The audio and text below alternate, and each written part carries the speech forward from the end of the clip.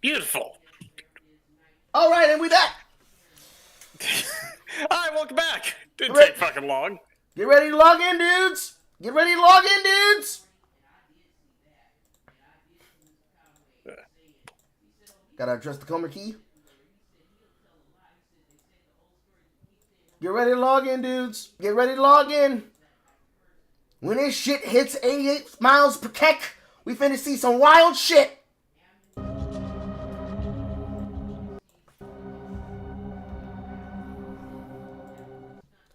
Bring it back up, because now I gotta rename everything again.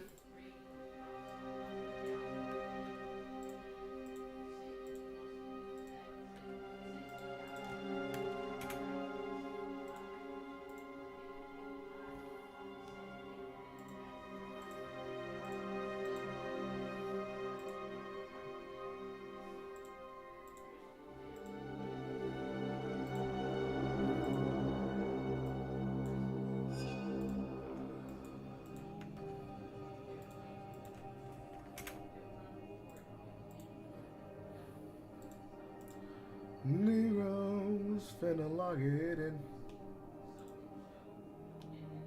Nero. This is Path of Exile 1.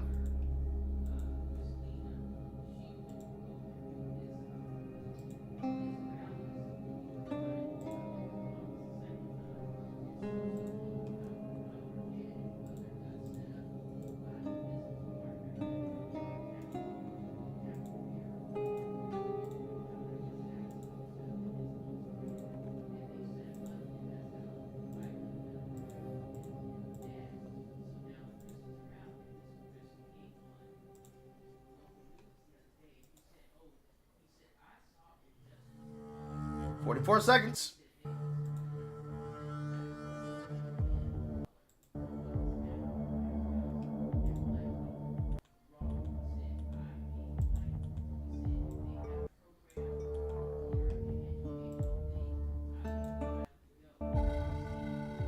"29 seconds. You can just see the streams of log in, log in, log in, log in, and a couple of hide marker arts.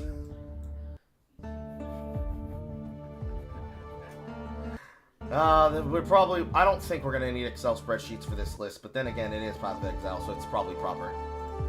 Is everything named the same? Everything named the same. Everything named the same. Those of you that have the game on Steam, if you watch on Steam, you get the head that will count your shit. Rogers from Grinding Gear Games. Hi, John! Today we're here to showcase a new expansion for PoE 1. It's certainly been too long since we had one of these. Now we had some struggles as a studio for a little while there. They're having some buffering. That's not me, that's them. Now, Path of Exile Secrets of the Atlas is coming out 1 week from now on the 13th of June. And we're committing right now to a 4-month cycle for both PoE 1 and 2. That means the next PoE 2 League will be in August, and the next PoE 1 League after that will be in October. Twitch drops are enabled on today's live stream, so you'll be able to claim your Skull of Undeath helmet skin by following the instructions. That's what I'm doing, Aqua. I have to fix This everything. Skull of Undeath will track and show your total number of kills, deaths, and your KDR. Just because Path of Exile isn't a first-person shooter doesn't mean this isn't important. Proudly or shamefully, link it to your friends or in global chat to show it off. And with that, let's get to why you're here. Secrets of the Atlas. I think that's the right screen. You can search 1,000 worlds and still never truly discover who you are. That's not Zana! Trust me. I should know. But now, I seek something more tangible. These flowers and shit just gonna keep reminding me of fucking Expedition 33. Someone I care for. Trapped within the Atlas. Zana! Relive. She is real! Made real. What have you done? Hi, Baldo. Made foul.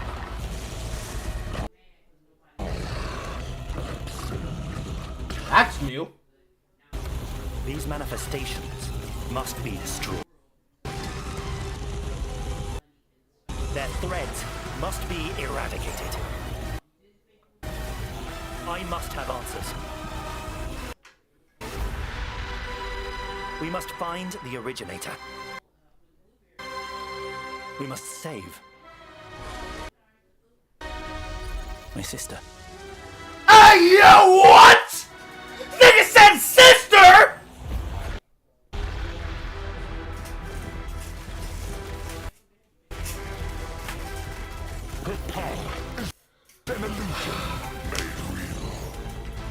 Okay, crafting mechanics. In-game systems. A fully completed and functional King's March. We don't gotta build the shit no more. Rune crafts. Come, child. Drink deep the Reworked betrayal. waters of light. And more, including The river climb. Mercenaries of Charthus. Whatever the fuck that is. Just done. Oh shit. Oh no! They brought back the Diablo 2 mercenary! Okay, let's find out your name. Tea is not promised to you here. Also, I don't know why it's stuttering. Maybe because it's on source. Strange rifts have begun to appear across the Atlas. Zana has returned and appears to be trapped within. Partway through the endgame, you will meet Egan, an intelligent man of mysterious heritage. Hi, Egan. These tears in reality he has discovered are actually threads of memory, distorted and made real by the Atlas. Welcome back, Egan Atlas is able System! to create a link to these memory threads and open portals to them. Welcome Working back, with Egan, fucking you must Synthesis. step through and find Zana, or whatever remains of her. Okay, so that's the story background, but how does this expansion actually work? In The Secrets of the Atlas, the pursuit of Zana with Egon is a new storyline that is introduced in high-tier maps. Upon meeting We're in a Egon new in the timeline! tier, Fuck! He will then transfer it to your map device and reveal this on your Atlas. It's a thread rework. of memories. It's a rework system In of master order to now missions. Oh my access each god! map on the thread, you simply need to talk to Egan when you're ready, and he'll open the areas in sequence. These areas can be fully influenced by your Atlas tree, scarabs, fragments, and everything of the sort. As you work your way along the thread, you will discover that these maps have manifested dangerous threats, influenced by the memories of Zana herself. Okay. Monsters here are imbued with memory petals. Defeat them to absorb this power, which can be unleashed as a special ability during combat. Okay. Different maps on the thread have different abilities, and these abilities appear on an additional mini skill bar next to your regular skills. Okay. For example, Memory of Disbelief will cause all affected monsters to stop dropping equipment items, meaning just they drop can now currency. only drop more valuable items, like currency and maps. Welcome back, Memory of Sentinels. Panic will make all affected monsters revive immediately after death, which means you can get twice as much experience and drops from them. And Memory of Impatience will cause all surrounding enemies to give you their souls, temporarily increasing your power. Soul Eater on As you demand. progress further into the thread of memories, the maps can have more than one memory, and thus you can have more than one powerful ability.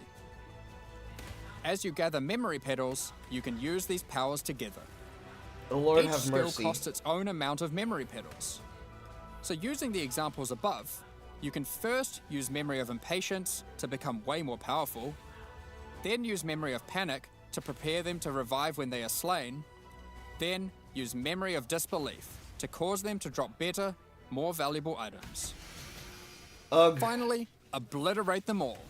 The Memory of Panic will kick in, causing them to revive, and then wipe them out again, allowing you to get all the experience and enhanced drops twice. Well, There are that's many juice. combinations of these powers, so you'll have to carefully consider how they best work together. But do I really though? That's not the I just only slammed the extra best one layer to of get the best content items. choosing these maps offer. As you defeat the boss of each map along the thread, you are presented with an altar. Ah, fuck me. It's This altar altar shit will again. apply a modifier to all following maps in the thread, and these will stack as you go. So the deeper you delve into a memory, the more mods you will have. Bro, this is hard. Combined with the You better special make this shit abilities, easy. will allow for some of the most juice maps ever run in Path of Exile. Let's No, take a look at some of the altar mods. no, it won't, because it's not You are affliction. always presented with two choices and must pick one. This mod, for example, will cause some rare monsters to be possessed by tormented spirits. Where this mod makes Kerak modifiers free to craft. Both of these apply to all subsequent maps in the thread. The final map in each thread is a true challenge, with all the Alter mods applying to it and guarded by a powerful boss. Each of these bosses are familiar, but dreamlike, drawn from Zana's memories and warped by the Atlas into something very different and terrifying. In this map, you will fight the pinnacle boss, Cirrus. Fueled by Zana's affectionate memories of him, his enhanced abilities can prove to be a unique challenge. Amal? If you manage to defeat Cirrus, or one of the other warped memory bosses, they will drop a map fragment, which Egan can use to delve deeper into the memory tears. Literally, it's the Shaper timeline again. With these, you can access a set of 3 new pinnacle bosses. Oh! In this What arena, is this? the Tier moment of 18? reference, Zana is reliving a memory of her father, Valdo, giving a passionate speech in Oriath. The Atlas distorts this memory of her father as a powerful, influential man and manifests those emotions into a twisted nightmare, the incarnation of dread.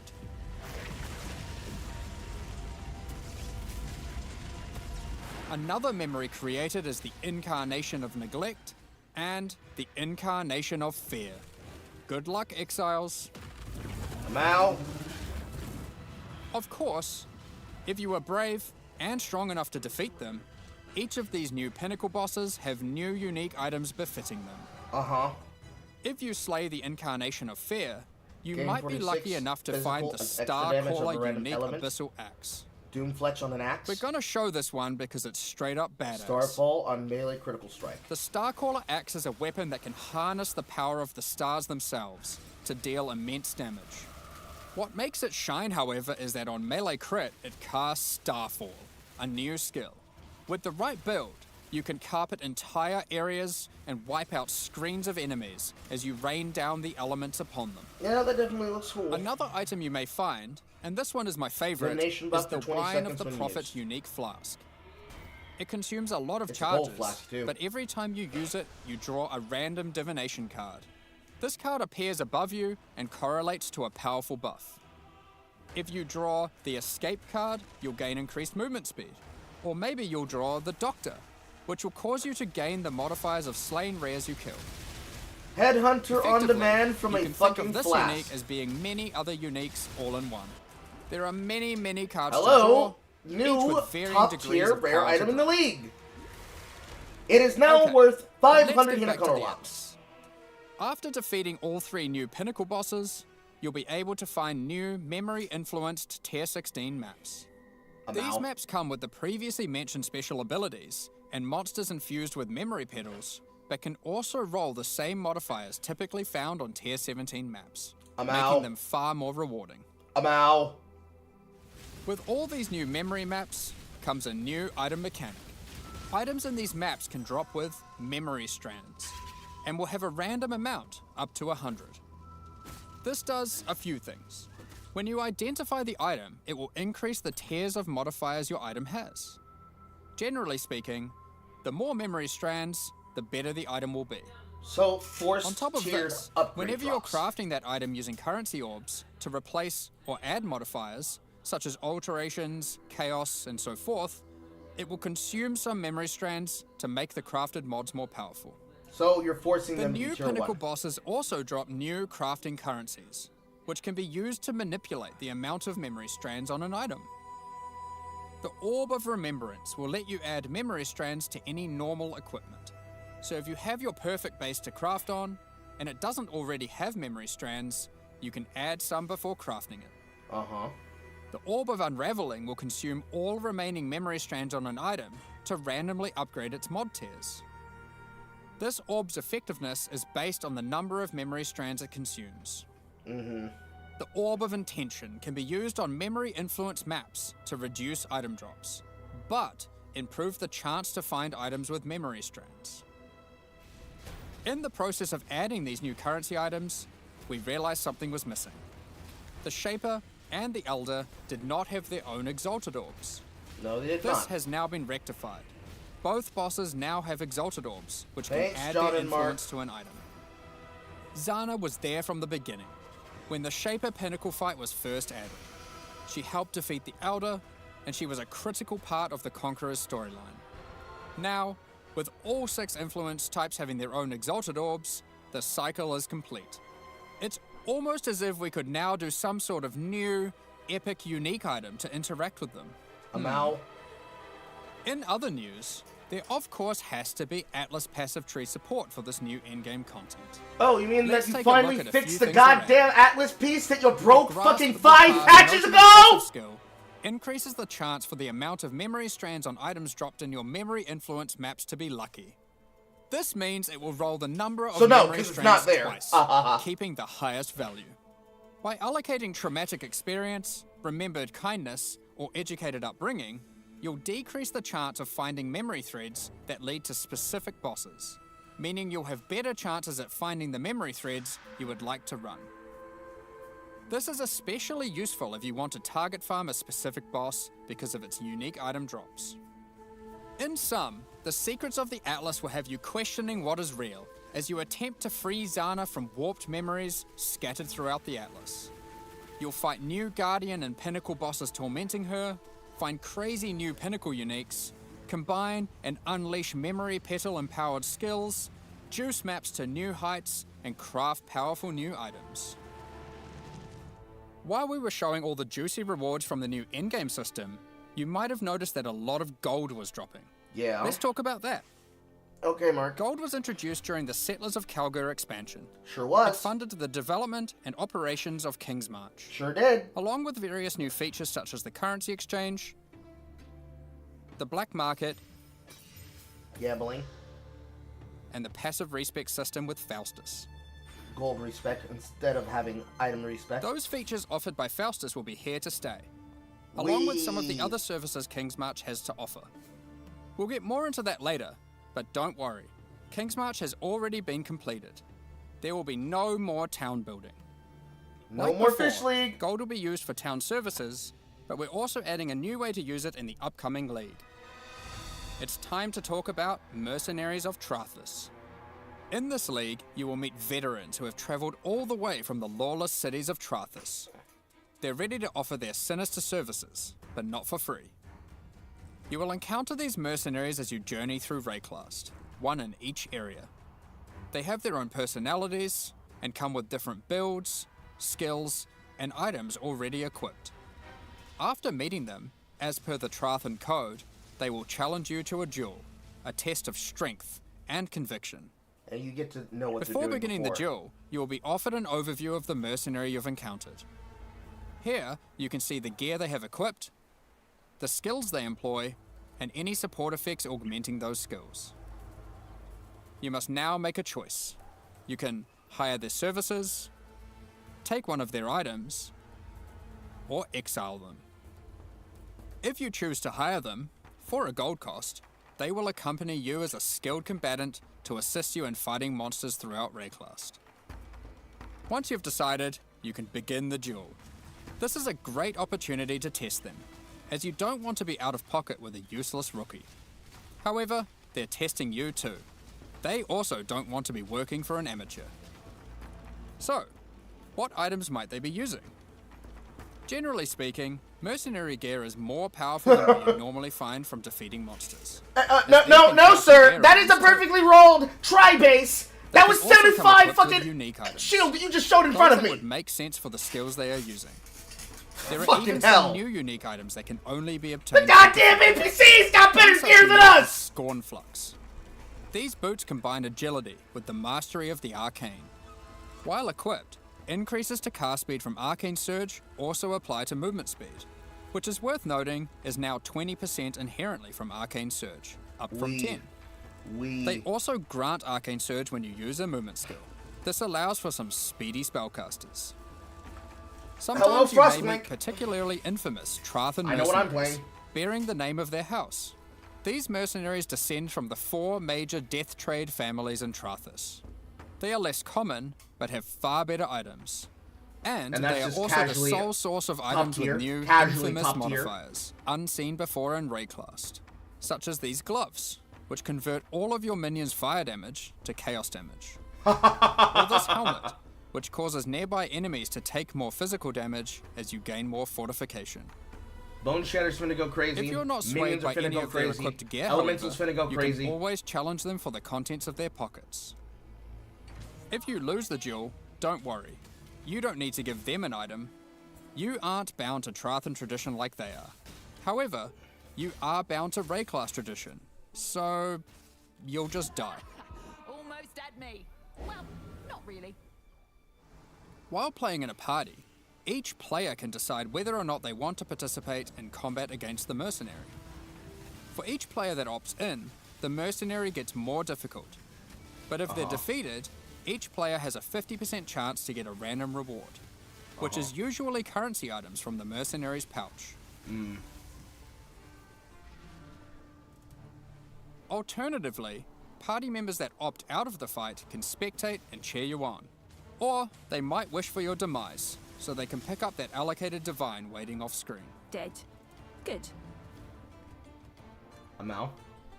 Let's say you won the duel, like their items, and have decided to hire them. What combat skills do they bring to the table? Each mercenary has an archetype. Here, this mercenary is an Eruptor, which perfectly couples with my slower, more aura-focused Scion. This mercenary is highly aggressive, and will get a lot of benefit from the auras and buffs I provided. When I'm playing a more aggressive character myself though, I'll want a mercenary with a bit more resilience and utility. I've just run into a Striker, who can spawn with Vigilant Strike. And if you're lucky, a very rare golden support that causes the Fortify granted by his Vigilant Strike to apply to me as well. That is extremely fucking He will broken. also frequently use Enduring Cry, taunting enemies off of me, and operating as a tanky frontline while I blitz off damage from the back. Sometimes when you fight a mercenary, you may notice the skills they're using are different from normal. For example, this sniper is using a Trathan version of Siege Ballista. If you're lucky, you will be able to select it as your reward when challenging them. Then defeat them, and they'll drop the Trathan gem as promised. 6 additional arrows You pierced. can only have one mercenary the accompanying you stone. at a time, but up to 3 total in your service. The other 2 will wait patiently in town. Okay. Having varied options is useful, as there may be situations where you need specific backup, like a difficult boss fight.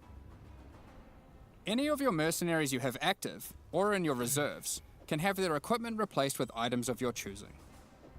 They don't level up, so you will want to be looking out for more skilled and more powerful mercenaries as you advance through the campaign and endgame.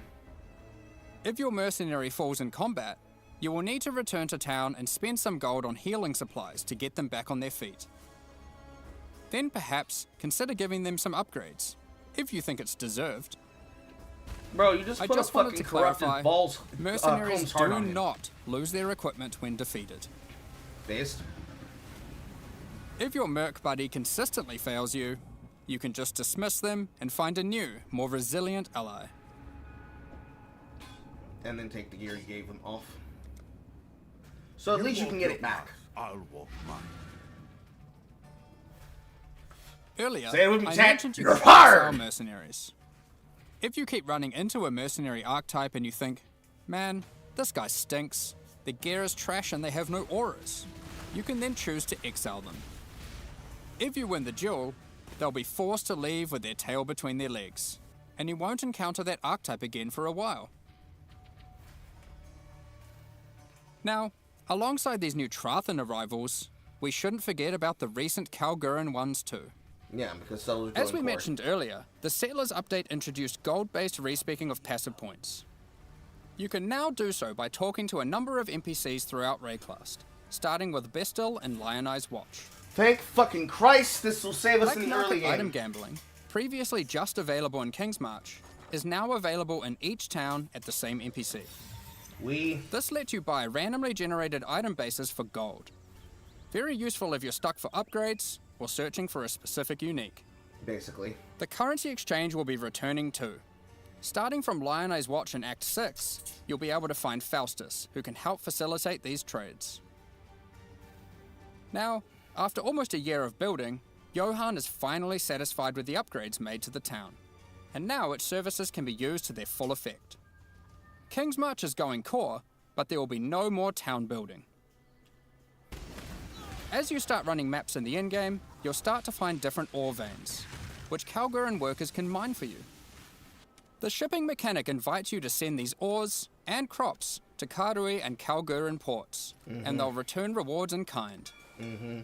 By sending shipments, you'll receive different items, but by sending to Karui ports, you will also receive tattoos, which can be used on your passive tree to change what stats they grant. The Kalguran ports will be sending back rune grafts, which is a new passive tree mechanic that replaces the runesmithing service previously offered by the town. These are similar to tattoos, but instead of replacing stat nodes, they replace a passive tree mastery node. For example, Runegraft of the Bound reduces bonuses gained from boots, but increases bonuses gained from gloves. Runegraft of the River has a chance to recover your life to full if you reach low life. And the Runegraft of Time, which has a chance for your cooldown skills to instantly recover from their cooldown, which I will note includes cooldowns on your triggers, just in case you wanted to trigger even more spells.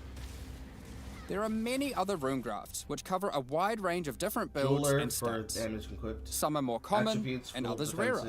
You can only use one of a given type at a time, but you can use them on any mastery on your passive tree, which can be particularly useful for off-class investment. Isla has continued to make modifications to the Recombinator. She has developed a new method of recombination that you may recognize from Path of Exile 2. For those unfamiliar, this method allows you to decide which modifiers on the two input items you want to try merge together. And now the crafting base is going to even get crazier. You can see. This method can result in the items being destroyed. However, it is a good option to use when trying to create items with fewer mods to use as crafting projects. And the entire chat is mad about it. Recombinating All of them so fucking angry. And you can now choose to use it the old way or the new way. And then, back to W! Oh, Path of Exile 2 gave it to my update for Exile 1! Oh, I get to have both? 2 cupcakes! Holy shit. As Settlers is now a core mechanic, so cooked! we've also So added cooked! Atlas They're so cooked! support. For example, if you wanted to gather more Verisium ore, you could take this notable. Each ore has a similar node. Refiner's Bargain converts items dropped by possessed monsters into thaumaturgic dust, sulfite into random ores, and life force into random crops. We've also added a set of Kalguran scarabs, so you can add more ore deposits, increase the rarity of monsters that guard ore deposits to at least magic, or gather smelted bars from ore you mark instead of ores. Which just allows you to sum it all up, King's March is now a thriving town where you can employ a swath of workers to collect resources, refine ores, craft items, and run maps for you. Send shipments of resources in exchange for tattoos and rune grafts, using those to modify your passive tree to an extent never seen before. Following on from that, we've also made a substantial rework to another important mechanic, Betrayal. As a refresher, and to explain to new players, let's briefly explain what Betrayal is. Betrayal is a mechanic introduced in Act 9 and tells the story of Jun Ortoy and her investigation of the Immortal Syndicate. This is a mysterious group of exiles who can seemingly come back from death. You must help Jun to uncover their leader, the Syndicate Mastermind. The Immortal Syndicate is organized into 4 divisions: Transportation, Fortification, Research, and Intervention.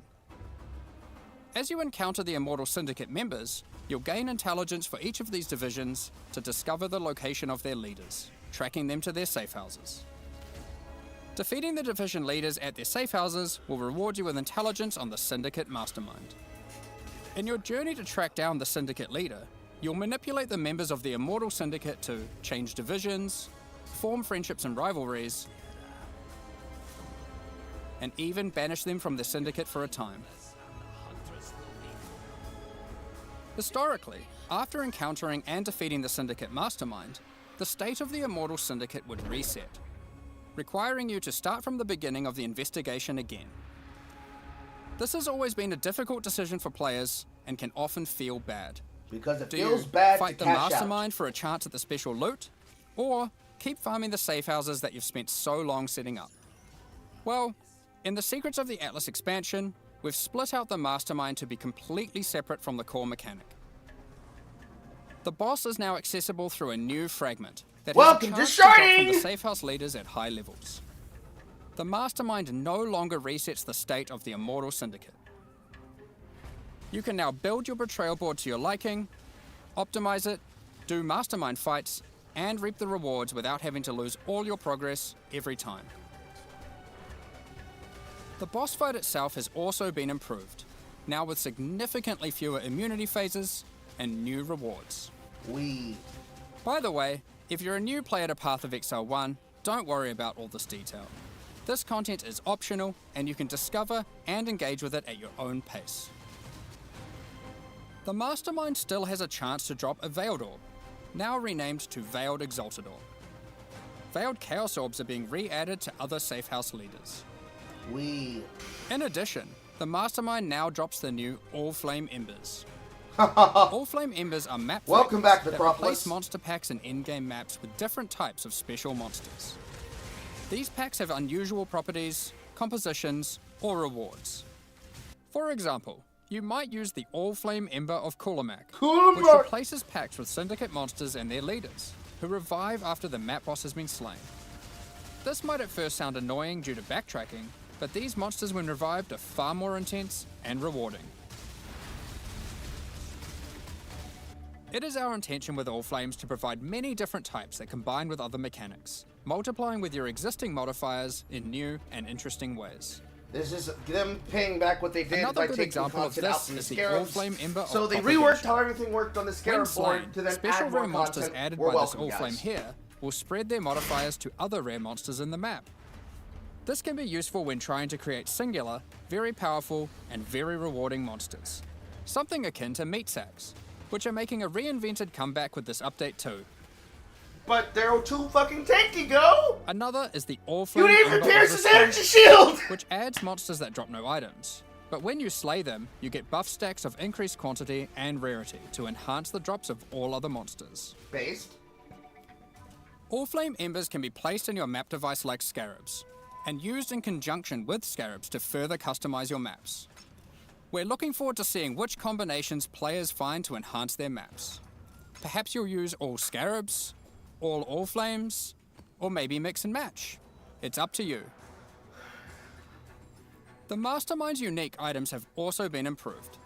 The Veiled modifiers generated on these items are now from a custom pool exclusive to those uniques. Bitter Bind Point, for example, can now have various Spectre-specific outcomes, such as +1 additional Spectre. Poggers. Aside from improved rewards from the Mastermind, all the Safe House rewards have also been rebalanced. We've done a pass on the crafting sprees at the end of many Safe Houses. I noticed you Most made it aren't longer! aware how these crafting sprees work. Well, it's simple. There's a crafting bench with an item in it, and a bunch of currency. There's a limited amount of time, and your only objective is to craft the best item possible before the time ends. One of the problems that the crafting sprees have is that they often require you to have specific items on hand in order to best maximize your result. No, But they how are you require them to supposed understand know how they beforehand? fucking work, because it goes by In too order to quickly. solve this, most of the crafting sprees now offer pre-generated items. This has also allowed us to add much more powerful crafting options in each spree. Let's take a look at a few examples. Nice, a beachhead. In this spree, a randomly generated amulet or ring will be waiting for you.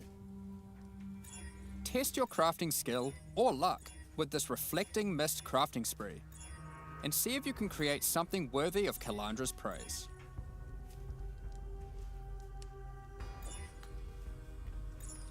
And in this spree, you will find a pre-generated unique item, and a new kind of orb that resembles a Val orb, but not quite A the same. gin touch? Normally, you can only corrupt an item once, but uniques in this spree can be corrupted and re-corrupted as many times as there are orbs. Regenerate. This orb also 100 allows you black to only. get 2 Crazy. corrupted implicits, and has a much lower chance to brick the item. Oh. It can be a very useful tool for seeking specific corrupted implicit outcomes. Of course, if you push your luck, you can still ruin the item. Okay, so breaking's still possible. There are also crafting sprees where you still need to provide an item, but those items are generally more accessible and it occurs less frequently. Except that This sucks one because allows the you to bring divine your ones are own suck. normal rarity item.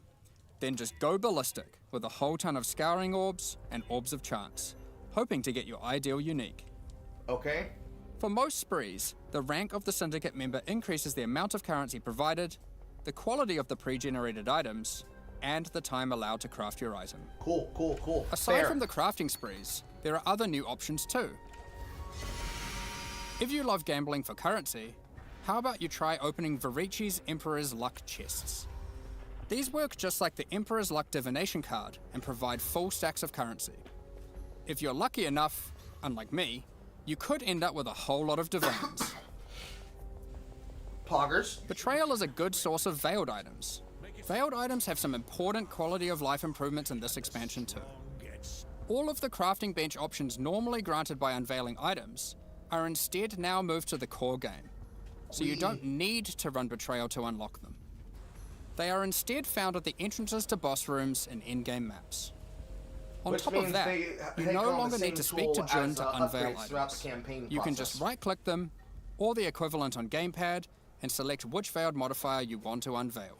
And now you can right-click in order to Overall, unview. Betrayal is now That much is more also a streamlined feature and from more Path of rewarding. Exile 2, specifically interrogations. from Delirium. You're welcome. Which includes some favorites from some of the alternate classes from Legacy of Freesia, and Oh buffing my. a whole bunch of transfigured gems that never really hit the mark. They're updating old Combined with the new transfigured in-game gems. crafting, They're adding in improved things that betrayal came from crafting Legacy options, of Freesia as a rune test. craft for your passive tree, new pinnacle unique items, new Marthan gems from the mercenaries, and of course the mercenaries themselves to act as an extension to your character. It's safe to say there's a lot of new character options and builds to think about. Instead of delving into all of these in more detail, we figured we'd just let you absorb them through the patch notes so you can do it at your own pace. In the Secrets of the Atlas expansion, we've also added a lot of the quality of life features that we know you've all been asking for. A lot of these have already been posted, but let's take a look now in case you missed any. You can now pause the game at any time by pressing escape to open the menu, or by opening any full screen interface, like the We passive. now have pause. You'll also be Another paused effect if from any the lag is only two. detected You're welcome. or if you disconnect. It's worth noting that in certain Pinnacle arenas, a debuff will be applied to you that prevents you from pausing.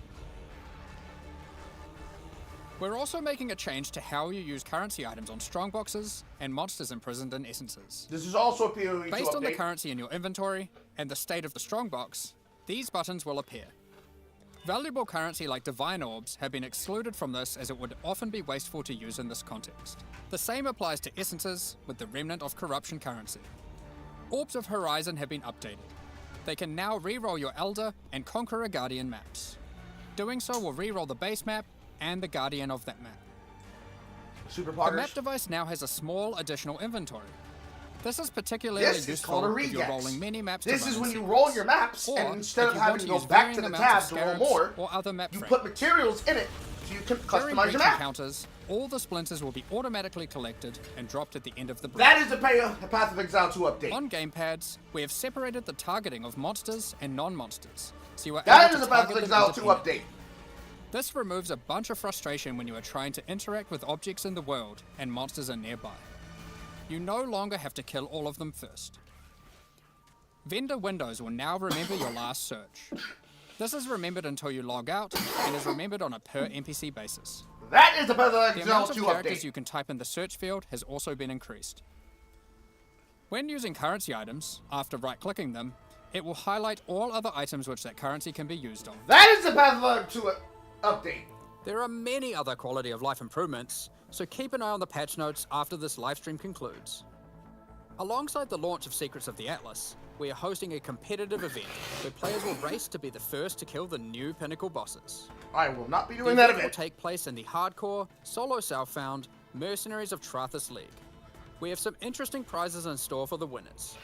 Keep an eye on the news in the lead up to launch for more details about how the event will work and what its prizes are.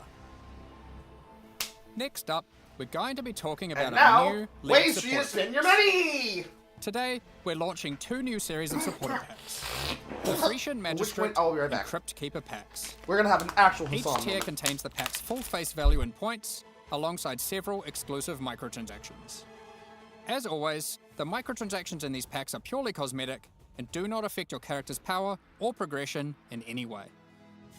The Frisian Magistrate series of supporter packs contains 6 exclusive microtransactions. The Frisian Magistrate character effect will bind your character in thorny vines and roses. You can select which parts of the character you want to have covered. Either your entire body, your lower body, or your upper body. As you approach waypoints, it will emit leaves and golden petals towards it. When activating the waypoint, it will create a burst around you. Envelop your weapon in thorny vines and golden flora with the Frisian Magistrate weapon effect. Your weapon will also create a trail to match as you swing, and even comes with its own hit effect when slaying enemies. You are the law while wearing the armor of the powerful Frisian Grand Magistrate. The Spider Blossom pet activates its defense mechanism, disguising it as an elegant flower when near rare or unique enemies. The Frisian Imperial Magistrate back attachment comes in 2 forms. Equip either the Tombstone variant, which will leave tombstones in your honor when you meet your demise, or equip the Cape variant to cause the corpses of slain enemies to become enveloped in rose-thorn vines and blossom with golden flowers. Amal. Keep track That's of how also a well, Path of Exile to or update. poorly, your ultimatums with the Trial Master have gone with the Trials of Chaos hideout decoration. Oh, good. It will keep track of the total number fucking of totem waves of completed, shame. the total number of ultimatums succeeded, or even failed. On top of that, it will track the total number of times you've defeated the Trial Master himself. The Crypt Keeper pack series also contains 6 exclusive microtransactions. With the Crypt Keeper finisher effect, death itself will tear through into the realm of the living and steal the soul of slain unique enemies. The Crypt Keeper portal effect creates a gateway for lost souls to pass through.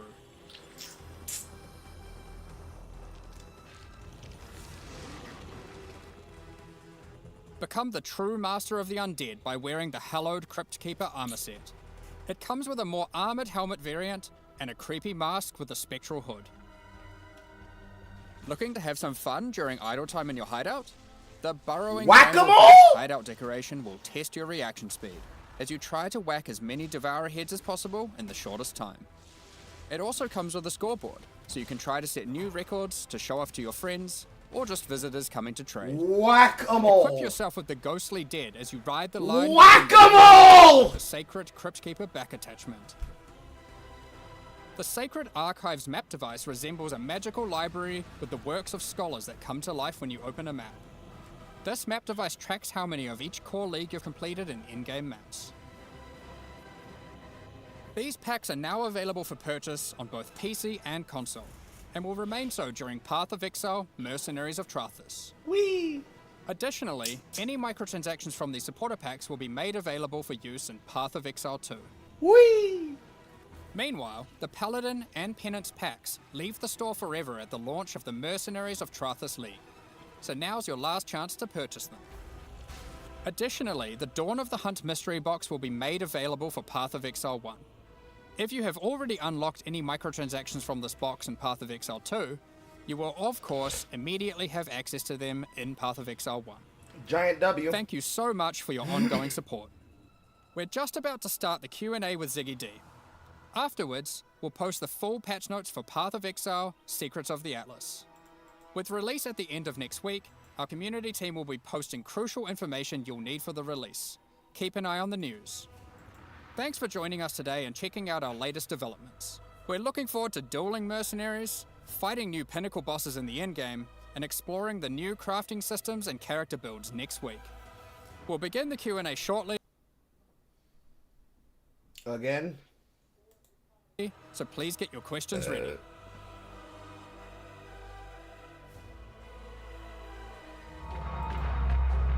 Lord have mercy. I did say that we were going to skip it, but let's get a taste. Because it's not dinner time yet. Let's get a taste. The fucking particle effects are killing the stream, oh my god. Their stream, not my stream. Welcome back, Exiles, to another I'm on. Chugging, chugging, chugging, chugging. I expect very large Q&A covering all that we have to cover for Secrets of the Atlas. I am, of course, joined by Jonathan and Mark. Welcome back, folks. Thanks for chatting with us once again. Always great to have you over. Yeah, cheers. Thanks for being here as well. yeah. I'm totally not trying to push for time so I can get my skull cap. But we have time before I start the third live event. So let's hear some answers. Welcome, John. Welcome, Mark. On this one for you guys, like it's been a long time since we've had a big Path of Exile 1 expansion. Sure. How did you guys feel going into this, and how do you feel like you've been able to deliver? I mean, honestly, I'm like pretty happy with where we're at. Like, I don't know why it's very laggy, but it's very laggy at this point.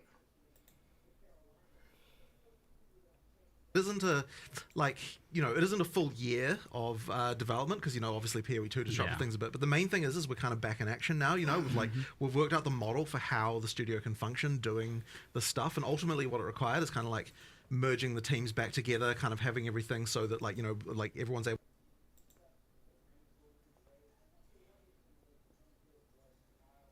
Chugging.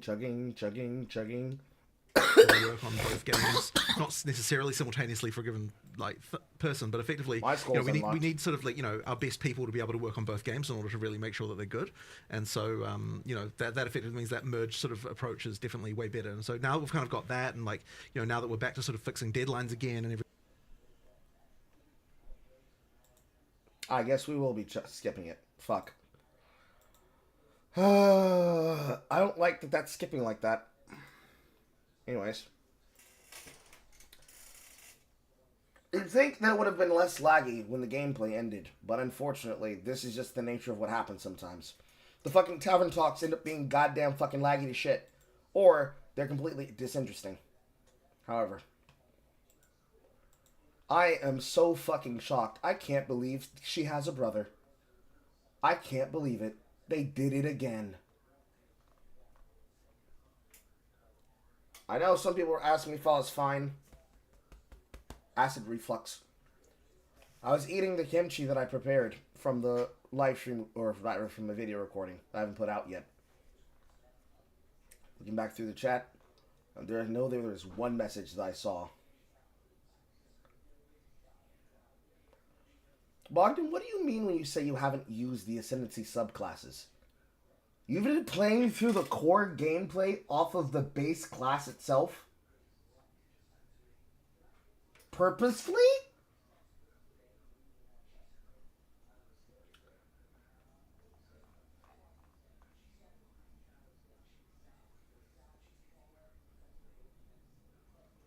I'm scared of you.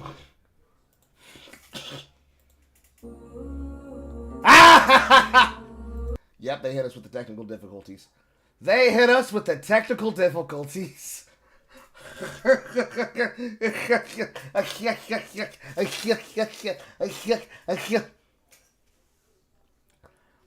you see, when you say you haven't purposefully gone through the when you haven't purposefully used your ascendancy, that means you never got ascended in Act 3.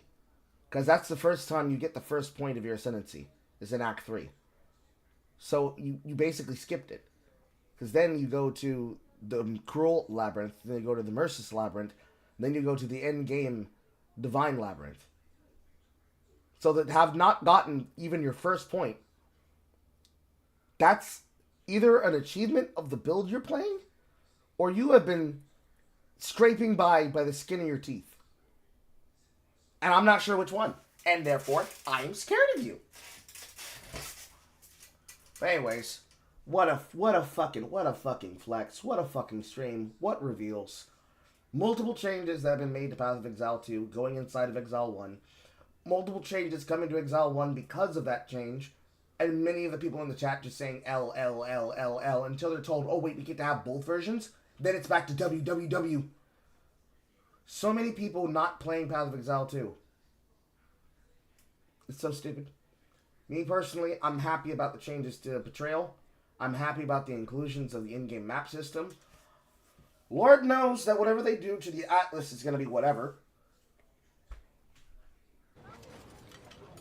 And maybe this time things will Right? become And only easier. $250 a night for my favorite site.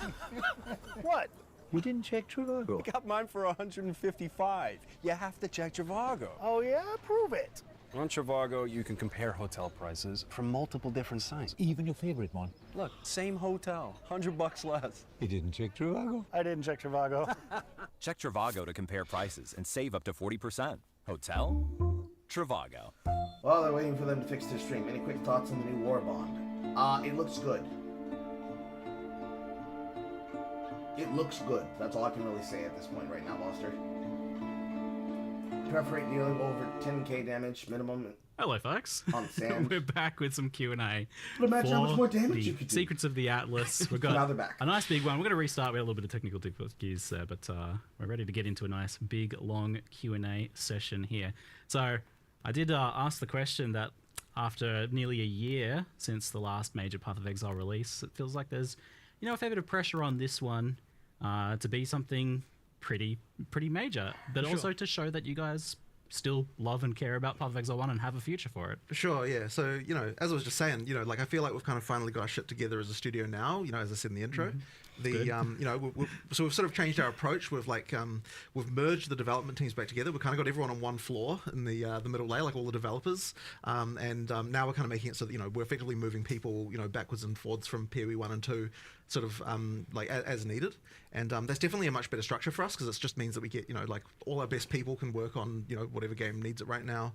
We've always worked well with kind of the fixed, in the past, sort of with the fixed deadline model where it's we have a fixed deadline, but if we, and what's in the patch depends on what's ready by the time we get there, and I think that's just going to result in a much better experience for players. And so now that we've kind of got that, I mean, this really represents what we can deliver sustainably, what we can deliver in 4 months, and so we'd expect to see this kind of amount of content every 4 months, as we go forward, and for PoE 1 and 2 as well. So now that things are back, I would say we're kind of back in our stride again. Things should go a lot smoother from now. In sum, we're back. That's not We're so back. Yeah. Thank goodness we're back. I did feel like that. I feel like the reception's been very positive so far, and I've been having a bit of a chance to play around with mercenaries, which are exceeding my expectations in terms of how fun and powerful they are. I feel like you guys have made them really powerful too. So we've honestly been talking about making a mercenary for probably 5 to 10 years. It's been one of those things. You've been telling me about it for years. Yeah, exactly. It came up with the PoE 2 Rogue Exiles. Came up during Settlers League. I mean, that's just the recent. I mean, a year ago, within the last year stuff. You guys baited me pretty hard because last league you put out this system where you have these exiles that you send out on maps, and I'm like, oh, we're gonna gear them and all this stuff, and it's like, oh, I can't wait. That's what I've always wanted. And then it wasn't that, and I'm like, oh, now you're never gonna do that because you did this instead. And then literally next league, you do the mercenaries finally. So was it like waiting on something? Was there something that needed to happen there? I guess it was more just a question of having a good design for how it could work, and there was a couple of other things. One thing that wasn't really mentioned in the video very much is that the mercenaries do count as half a player for the purposes of drops and monster difficulty. And so that's going to kind of change the calculus a little bit. You're effectively getting 9-player difficulty and loot, which there is some differences to the way that works now. But that's kind of one of those things that what the fucks. If we just added mercenaries without doing something like that, then it would mean that the game would be too easy. They basically what they just heard is that there's a 1.5 loot buff. It means at best, if you're a more bad build, bad character, new player, whatever you want to call that. They're going to carry you probably, or could carry you. And at worst, if you're, the power of 10,000 gods and have infinite everything and screen coverage and DPS, then they're just boosting your loot, right? So there's a flaw there on either side that is just going to be beneficial to every single player. So that sounds like absolute beautiful chaos, like 6-player party plus 6 exile mercenaries. Our initial design had it that you could have up to 6 players, or 1 player and, I guess 3 players and 3 mercenaries. It was like a mercenary takes a player slot is what we initially had. That was the and, initial way to think about balance, but I think it wouldn't have been nearly as good because you want the mercenary to be part of your build to kind of feel like it's actually, because it comes with auras and things like that. Like effectively that all becomes part of your build at that point. So it's kind of important that you don't have to sacrifice that when you're playing in a party with and other people. Didn't want to have the thing of like, okay, you join your 3 friends, and then whose mercenary gets used? Yeah, like, exactly. do I not get to have my guy now, and I don't get, So it's we ended up getting away from that and just going everyone bring the merc, and which results in peak chaos. But it's fun. And I mean, you can also have an Animate Guardian, and you did tell me that there's changes for that as well. Yes, of course you can have. In fact, I expect a lot of people to now have. You have your 6-player party with your 6 mercenaries and everyone with them Animate Guardian, because, I mean, how can you add mercenaries and then have a point to say that they don't drop loot when they die, and also not make the same change to Animate Guardian? However, if they do die in the instance, you can't bring them back. So at least there is still that penalty to having them be weak. So if they just die at the start, they're gone. Yeah. Until you play another. It's going to result in a lot more people using Animate Guardian in their build. But now you have to gear up your character, 1 Animate Guardian and 1 mercenary. So we'll multiple mercenaries technically. So we'll see how the itemization and trade economy goes in that regard. And yeah, I mean that's kind of cool though, is like having all that extra demand for gear and. It's I was certainly like thinking about how I want to keep some of this gear aside for like the potential mercenary I was trying to find and things like that. But that adds a lot to that. But I did want to, before we get stuck into some of the new content, just kind of like help ease people who maybe are a little bit worried about the future of Path of Exile just a little bit more. So this is what you hope to be able to deliver every 4 months, and you've got a much more strict kind of like approach to that now, where you were saying to me like, well, if this thing that you're talking about is not ready, then it's not going in that. Yeah, exactly. Whereas before you would push the date, I felt. Exactly, 100%. So we've been in the kind of push the date mindset, I would say, for like a couple of years now. Yeah. And in the past, we were never like that. We were way more strict with it, and I think it was definitely beneficial to do that. The issue was it was so hard to develop PoE 2 at the same time when we had all that stuff. So now that we're kind of like in the mode where we can support both with a release frequently, it means we can kind of go back to that model, and as I said, I think it'll just be way better.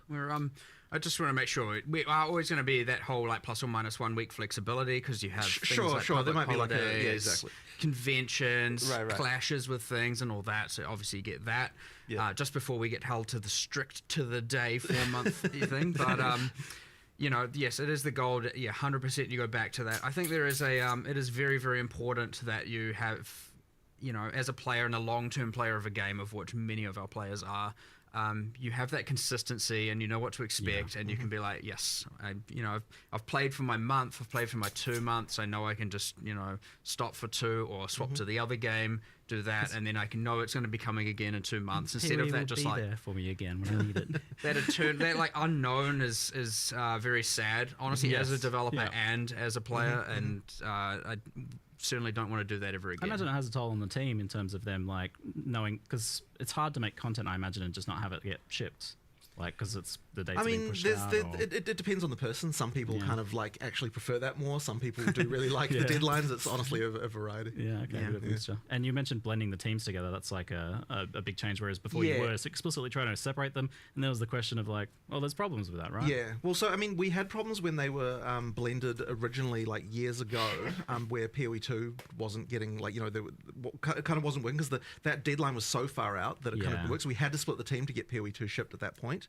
But now that we're back in, like releasing frequently, it just makes more sense to bring everyone back together again. And it keeps the expertise up and makes sure that, like the games are, there's just technical things like making sure that the engine is like in sync for both games and that kind of stuff. Like there's just so many elements that sort of make it better to have everyone merged together, I think. I imagine it helps with the cross-pollination between games. We just got pausing, which is for sure one of my most wanted quality of life improvements. That's a phenomenal announcement, but I certainly see people asking about things like WASD and stuff like that, and this support for the future is unfortunately WASD just can't really happen because I say that, but there's the thing, right? So effectively, in order for WASD to happen, we would need to be able to change the rigs over to the PoE 2 character rigs. In order for that to happen, we need to get all the micros ported over, and then we'd need to port all of the armors from PoE 1 over to those rigs as well. So it would be a really long-term thing. There might be a world one day where that can happen, but it's certainly a long process. That's what I was kind of wondering. Is like, do you envision a situation where Path of Exile 1 is they'd have to do the same process they did to Path of Exile 2 again, backwards to in a Exile year 1 or two or something like that. Once we've got all the microtransactions ported, which we're doing anyway, then it wouldn't be like so bad. I mean, Yeah. it would be a lot, but not like, you know, not like completely unreasonable. So it's a thing that could happen, but yeah, it's a lot of effort to get that feature. So the main reason to do it isn't even for WSD. It's because we've been pretty unable to make new combat animations for PoE 1 for so Yeah. long due to all of the problems with the rigs. So if the main reason to do it would be that we can make like new actual melee skills properly again. That would be the reason. Yeah. Yeah, I mean, hopefully we can get to that. It's just gonna it'll take a while though. A lot of the skills you notice, and if people have been playing PoE 1 for, you know, Yeah. years, any of the new skills we add often just reuse the same animations. Exactly. And they're not exactly the most modern things in the world. Not so much you can do with it now. You don't get to do the cool custom flurries with like your swords and combos and all Yeah. that kind of stuff, and you know. Yeah. I mean, you still obviously have Cyclone, where you just spin in a circle, you know, and if you remove all the effects from that, you're literally just on a pivot It's doing Sky, this. It looks a kinda. little bit silly, but But I mean, I am keen to do it though. Like Yeah. it's just it'll take a while. Yeah. Yeah. Yeah. It's I feel like I notice the kind of an increasing disparity between like the bosses in PoE 1 kind of like pushing further ahead because you have a bit more freedom, I guess, to use more modern. Well, the bosses are new, stuff, like new technology with content, it. right? They're So straight yeah, up they get to PoE2 just and the style. engine's the same, so you get to use all the modern tech So for, that- for completely new content. So like they're, that. they're looking like better and better and better, but Yeah. the players Yeah, like are kind of staying a bit behind. Yeah. So don't need to rig anything to the bosses. They don't need to equip 10,000 microtransactions, thankfully. You know, but so that's a unique challenge for you, but it seems like you've got a plan of kind of like how to approach it potentially. Sure. Yeah, all right. So while we're on this kind of like frank discussion, is like something that people often have been mentioning is this idea that like maybe they love chat Path of is Exile starting 1, to but they're spam not better that trade. interested in Path of Exile 2. Mm-hmm. How did And they you're maybe feel like their asking for an money when they auction buy a house. supporter pack for Path of Exile 1 is going to a company that's developing both games, Mm-hmm. and one of those being something that they're maybe not that interested in. Right. Well, I mean, like ultimately, you know, like now that we're kind of in the shared model, like it's kind of. It doesn't really. It's sort of hard for us to say, like, you know, that like money goes to one particular team or another. Like, it doesn't really work like that because we're all merged. The main thing is just to understand is that when we're in PoE 1 development mode, then PoE 1 takes precedence, and Yep. like any resource that it needs, like there's not going to be we can't do this because PoE 2 needs it. And when we're in PoE 2 development mode, it's like it's the opposite of that, right? Where like we've got that sort of going on. So there's always going to be people working on each game like all the time, but it's like if one's going to come out soon, that one is getting all the attention. And so like every resource that PoE 1 could possibly need for this expansion was moved to it, if, you know, to make that happen. Yeah, I got to see that firsthand walking around. It was like 95% of people working on PoE 1 right now. Right It's like- in this moment because it's in the last week, but Yeah. but it's kind of variable. Like I mean, if you look So- at things like the, you know, I mean, you've probably got a better idea of the breakdown. But it's like how much of the VFX team is working on PoE 1 versus 2 in like the last, you know. yeah, the whole all but one is currently on PoE, all but two. I guess that doesn't really make sense. They don't know how many. So it's Yeah, 80% of the team is on PoE 1 right now. Yeah. But it's kind of variable through the months. But like you and know, stuff. the dynamic thing is because obviously we had like 021 for PoE 2 that we're working on, and like yesterday I moved some people onto that, quickly got some stuff across the line. Literally 2 hours later, moved them back, and like it's like pretty hyperactive. Right. Like, but honestly, that's kind of how our leadership style is. We kind of just we're a little bit crazy. But I also think that developing 0 to 1 at the same time is kind of proof that it's possible, you know, like to make sure that we can actually support both games at the same Yeah, time I mean, with the releasing level of something- support we need. I mean, you know, there's those videos even that were made by the, you know, Yeah. like we're getting more people. It's like we can kind of manage it. So, you know. I do feel like this is a positive upswing in that regard. Like it was definitely a bit of wavering there for a while, but I went from a 1-game studio to a 2-game studio. One thing to note, and this is you say about the bosses going up and the Yeah. characters, you know, saying this, like that is also because we are, you know, it is very, very, very useful in the same sense that certain game features get taken from one game to another. Like we see a lot of the quality of life stuff come to PoE 1. Those bosses are, you know, animated or rigs from PoE 2 that we have like fully remodeled and reskinned. So you get to reuse that entire animation set. Sure, you got to tweak some stuff, but then like you can have one animation be 8 different skills if you know put your mind to it and actually design the different outcomes. Awesome. So you end up with this thing where, you know, we're actually harvesting a lot of materials back from PoE 2 to 1, and this is how we're going to be able to get even more bosses, even more monsters, even more of that content just all the time. So. It's in ways where players can't tell though. Like it's really quite invisible. I mean, you wouldn't. Some people might be able to see. Like, wait, I feel like I've seen that before, maybe, but you'd have to look real close and be real into it. Yeah. And so obviously, I know me saying it removes the allure of it, but like, it is like ultra beneficial to be able to harvest all that art. And so you could look at it as like, oh, that PoE 2 art is going on PoE 2. It's not like. all of that, I'm just constantly going, I'm going to take it's that, almost like the tech. take that, you know. And the tech as well, of course, right? Yeah. Like any new renderer features we're making, like all that stuff, like, you get to use it all. So hopefully it's more of a positive thing. But I think to wrap it up, I think what it all really comes down to is people just want to know that they can feel confident that Path of Exile 1 has a future where you guys love it and are giving it the attention that it deserves. The next year is going to be the year of Path of Exile, 100%, right? I mean, we're talking, what, every 4 months, both games? It's every 2 months, 6 releases. 6 releases a year. Wild. 6 releases What are a we year, talking that's going to be... about? If you guys can pull that off for a year, that's going to be wild. I'm looking forward to it. But, I mean, and to allay people's concerns, I guess, in that regard, is you were telling me that this expansion is like... this is part of a multi-season story arc that you're saying. 100%. Like, with, obviously, you... there's a whole bunch I can rant about here. But effectively, yeah, obviously you see Zana coming back. I know, spoiler, sorry, but it kind of was important. Yep. You know, you got Zana coming back, and you've got, you know, it's an additive storyline for now, and that was kind of on purpose because I wanted the end game to be still familiar. I wanted people, after coming back after almost a year, to still have the core of the end game be familiar, but have this additive layer on top that's cool and new and they can explore. And I didn't want to like completely rework all the mechanics, and people are like, I want PoE1, finally a PoE1 expansion. They come back and they're like, the hell is this end game? This isn't what I remember. This isn't what I was familiar with. So it was really important with this update to have a layer of familiarity across the board, and then like improved and reworked things and removing, you know, obviously betrayal. We've removed a lot of the constraints and annoyance and all of that, but it's still mostly just additive stuff on top. Same with the end game. The League is obviously additive, the mercenaries. So having that there, so there's that core Path of Exile 1 familiarity, was important for this one. But yes, it is like part one of a new arc of the end game storyline. Zana's back. We've got a whole new thing to explore. I'm not going to spoil too much of what exactly happens, but there's some cool shit in there. But effectively, it's like a way to think about it is we're now kind of we're going to, over obviously a relatively long time, have the era of the primordials kind of phase out and have the era of this new endgame phase in. And so, yeah, it's kind of set up for, right now it's an additive one. Maybe the next endgame one would be a bit more transformative, and then we'll go from there and just explore through this new storyline. So that'd be fun. I can tell you're excited for like the future of PoE1, which is this is a good shift, I think. And you were saying you've even got like a good idea that for 326 that you really want to. 327, yes. Oh, sorry, yeah, the next one. Next one. I do, yes. So, like, another thing with like this expansion, right, is like it's quite content heavy. When you do an in-game expansion in a league, it's a lot of content. Yeah. So, like, you know, you have some things have to take priority, other things have to take less priority, and so like the character stuff where we've done, you know, a decent chunk of character balance and the new systems interact with all of that.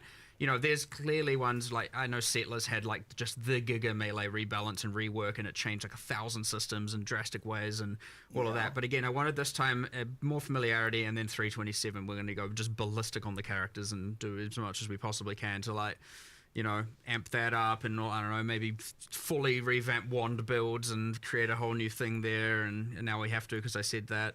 But, you know, that kind of stuff. So, yeah, obviously you have ones that are more content-centric, ones that are more character balance-centric, and different focuses like that. So this one, content, in-game. We wanted our core players who have been playing for 10 years, the ones that are really looking for PoE, who are like mostly playing in the end game, to really have that like expansion and new boss fights. And that was a discussion we had yesterday, actually, was this idea that you don't necessarily have to worry about new player onboarding as much for Path of Exile 1 now, but that's more the focus for PoE 2. I would definitely say that, yeah, for PoE 1, it's like it's now very easy to just say, you know what, like if this isn't new player friendly, it's okay. Like we're making a game for the experienced PoE 1 players, so like we can just go ham with all that stuff. Yeah, you can kind of go nuts with you know, it. like if you're a new player, then PoE 2 is obviously going to be more appealing, you know, like I'd imagine they're more likely to want to go there. But of course, PoE 1's still, you know, like it's still a, like we're not going to throw that away completely, but it's like certainly in terms of the focus of the content, like a lot more sort of in-game stuff, you know, the pinnacles obviously and things like that. Like this is stuff that appeals to someone who actually is able to get to that content. So you know, yeah. Of course, you've still got the leagues, you know, the mercenaries. I think you initially, when we first told you about it, you seemed a little bit like, oh yeah, I don't know how big that's going to be. But when you actually played it, it's like, it was beyond what I expected playing it. Because I brought up a concern after watching the reveals that I felt like there was a bit of a gap, some disparity in kind of what you revealed once I got the sense of like what was Secrets of Atlas versus Mercenaries of Trathis. You know, I had some concerns. I was like, okay, so the mercenaries thing seems like really awesome, and that kind of is like, by the time you get to end game, you've kind of started to explore a lot of that. And you know, there's still more progression beyond that, but that's like, it's not necessarily like a ton of new content for that mechanic beyond that. And then you've got this new Secrets of the Atlas system, which starts at tier 14. It's very end-game pinnacle content focus. So I'm like, it feels like there's kind of a gap there between tier 1 and 14. But you mentioned yesterday after that discussion that maybe you've changed it. I initially was like, you know, people are coming back after a long time. They're going to come back, and yeah, some people have been playing, but like the majority of people haven't, and they're going to come back, get to that end game, and be like, all right, let's get my footing back, refigure things out. Obviously, Settlers is there, but I understand a lot of people have experienced that in the last year, so that's not going to feel too new, but there's a little bit going on there. You've obviously got Betrayal, and then yes, we have our whole like certain scarabs up, certain scarabs down kind of balance, which I will note, by the way, only a portion of which will be in the initial set of patch notes. We'll have more scarab changes coming soon. Patch note expansions to be announced. People who, ideally our PoE1 players know by now, we get a little bit feral and we just go to the end. We go till Friday of the release date for our balance changes, so not everything is there, but a lot of it is. Close enough. You know, there's all those changes, and I thought, yeah, it's all good. What we'll do is aim for the people who really want new pinnacle fights. Like, when we added the tier 17s, they were a bridge between pinnacle and uber pinnacles. So they weren't even the kind of highest tier of difficulty in the game. It's not visually chugging. You could argue these aren't either because they're pinnacles, but they are a step above the existing pinnacles. They are a bit harder.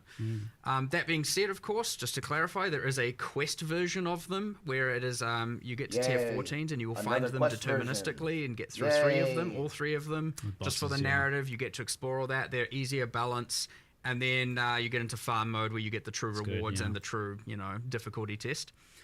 But yeah, as you pointed out, I thought that'd be all right, and then you did raise your like, but what about between tier 1 and 14? It's not going to feel very new, and it was like, yeah, where's the content? Yeah, fair enough. So yeah, we made some changes, of course, and as much as now in the live stream itself, we're introducing it at high tier maps. That is where the story is introduced, so to speak. But we're now adding a bunch of trickled stuff beforehand, all the way from like tier 3 maps, where you're now you're finding those memory influence maps, or the influenced by the originator, as it said. You're getting the memory strand items, which are actually very useful for actually finding good item drops and crafting as you're going through the in game, and so you're getting that all the way through. And then, once you get to the higher tier maps is when you get into the actual pinnacle storyline with the new 3 pinnacle bosses.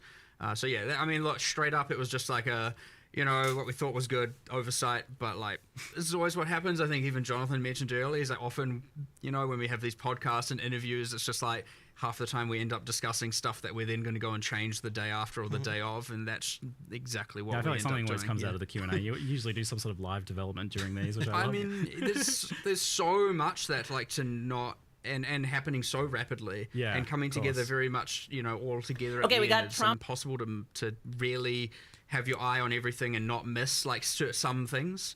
And even we always often miss things, and then it goes live, and then we address it then as well, and stuff like that, right? It's just like very, very, very crazy. But again, that's I kind of think that's the magic to it, and what allows us to do so much in so little time. But it is also the thing as well that's going to result in the 6 expansions coming in the next year for the combined games. So so now like the state of it looks like veteran players are going to be exploring the mercenaries as they're leveling up. They're going to be going into the end game and kitting out, trying to find their ideal mercenaries, gearing them up, swapping them around, starting to interact with memory packs of enemies that drop memory influenced maps, that drop memory influenced items that they can craft, which I'm excited about that as like a progression, that crafting system with the boosted craft. And that was, you mentioned like a way of kind of getting the tiering system into Path of Exile 1. The initial idea there was like, how can we get the tier 2, tier 3, tier 4, tier 5 item drops from PoE 2 system into PoE 1? And it was like, well, you can why make don't the we just fucking do it tiers in the better. game system? And then we're like, well, we can have more granularity. It can go all the way from 1 to 100. There's not really much point not. And so you're finding better items. Like every time you pick up these items, it could have a set of full tier 1 modifiers. So that was the initial goal. And then, it was like, well, may as well, like the crafting orbs can just consume it as well. Now it's worth getting into that specifically. The basic crafting orbs all consume it. And right now, like, we don't have fossils and harvest and stuff do it, but it is our intention to implement that. But it's a bit scary. There's some OP there for sure. But I really like all those systems interacting and interweaving. Please. Now, what we're finding right now is that you actually do that crafting first, then you consume the memory strands for like the final exalts and final applications. And that is something that is happening internally, and you're getting some pretty insane outcomes there to guarantee like a T1 mod on your final exalts and stuff like that. But yeah, if we were to do it the other way around, you'd probably end up having it be very much using all those systems. So before we turn that on, obviously we're going to review every single thing and make sure we're definitely happy with everything, because it is a very complicated web of craziness. But Actually, that was a question I was wanting to ask. Was like, how do you even make new crafting systems? Even more complex than the system that already exists. Like with all the various intricate. Do you just kind of like make it and you just cross have your to, fingers? you just have to effectively just take the chance and just come up with what you can do, because if you worried about literally everything, you'd never make anything.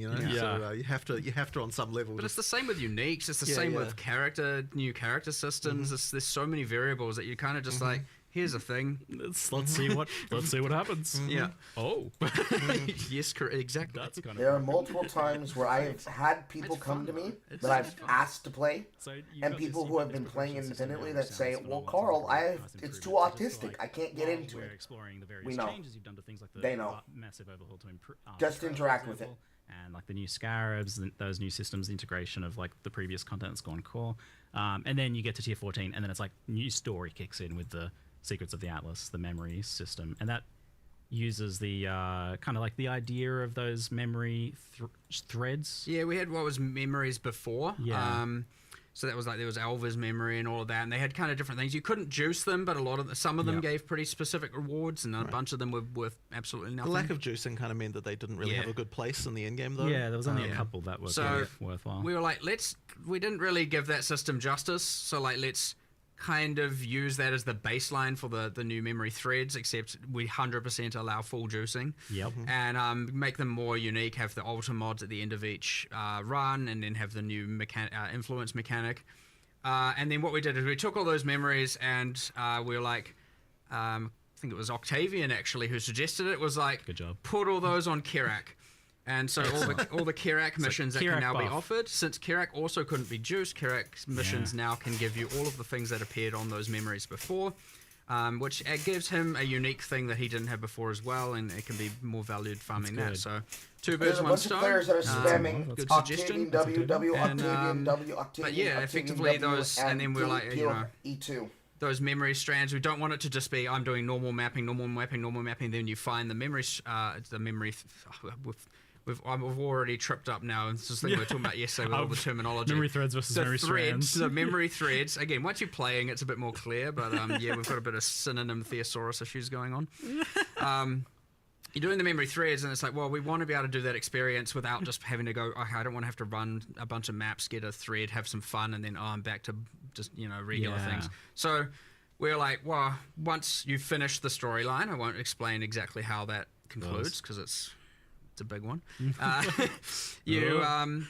What those maps that you can find on that thread now will start dropping but it's T16s and more frequency, and then but they will be rolling with tier 17 mod pool, and we're kind of calling those T16.5s because they are very close to T17s, and it's kind of honestly I would say in some cases if you get the right memory skills better than T17s. Good. Which I know has been a huge concern, and I agree with that, and I am finally hopefully we can not have just the age of T17s that can't self-sustain and you have to trade for, and a lot of frustration there. That's the hope. If it doesn't fully solve chat it, lights up with obviously pods it's again. still the intention to. So we will. Well, let's talk Not about having to with trade with T17s people. then. So like obviously there's a few issues going on there. It seems like that you had this like very varied endgame, tons of different maps and everything, and then kind of narrow that down to 4 maps instead. And obviously it was presenting problems for build diversity as well. It was also a clash because it was like those were meant to be the bossing way to get to the Ubers. Yeah. And it ended up being the juicing. And so then you have you have a kind of economy clash between people who want to farm bosses and people who want to juice. And it was like, okay, well, they were intended to be the boss way. Whoops. But you know, they were still kind of fun for both axes, you know, in some regard, minus a few little bits and pieces. Like, obviously, we had to do some changes to the mods, how they generated. Like, you know, we certainly had some hiccups with that one the first time around. But yeah, it was then all of a sudden now T16s are dead, you know? Yeah. So the hope here, bring them back. You can farm the map you want as with the originator influence on it, I believe is what the text said, or you know, what I call memory influence or Zana influence, you know, all of these things, whatever, they're influenced with a bunch of red and blue stuff. You get the pedals, you get the skills, but you get the div card you want, you get to farm the layout you want, you get to do the boss you want, and you don't have to deal with, so, you know.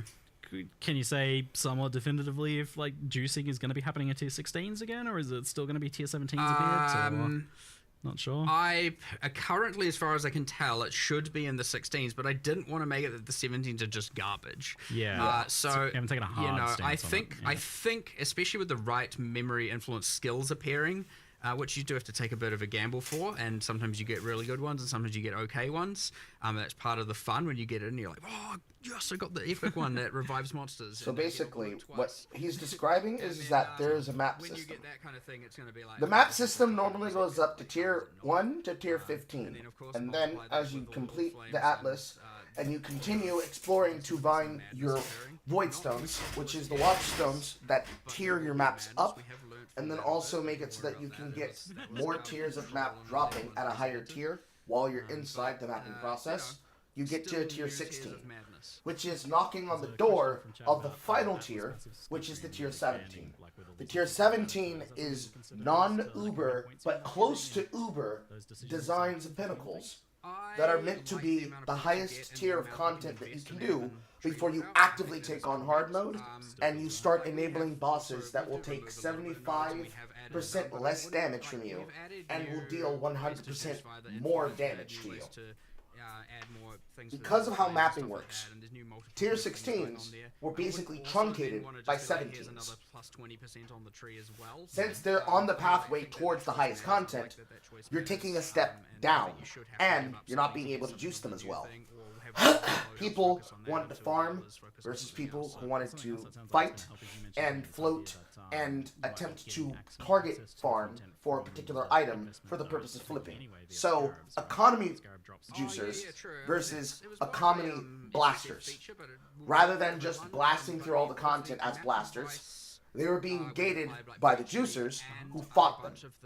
So, they're trying to give you the ability to do the juicing while playing this new timeline storyline, and still giving you the ability to juice those maps at the same time, so that you can actually make use of all these modifiers and systems that go into the endgame. Same thing here, we just wanted to push that a bit more, give a little bit more agency and influence the scarabs you're getting, that way you're getting more of the ones you want, because there are a lot of scarabs, of course, and you can block a decent chunk of them, and you can invest in some others, and we're just like, more agency is better here, like straight up, so may as well, and it just simply adds more value to the map device craft, so why not?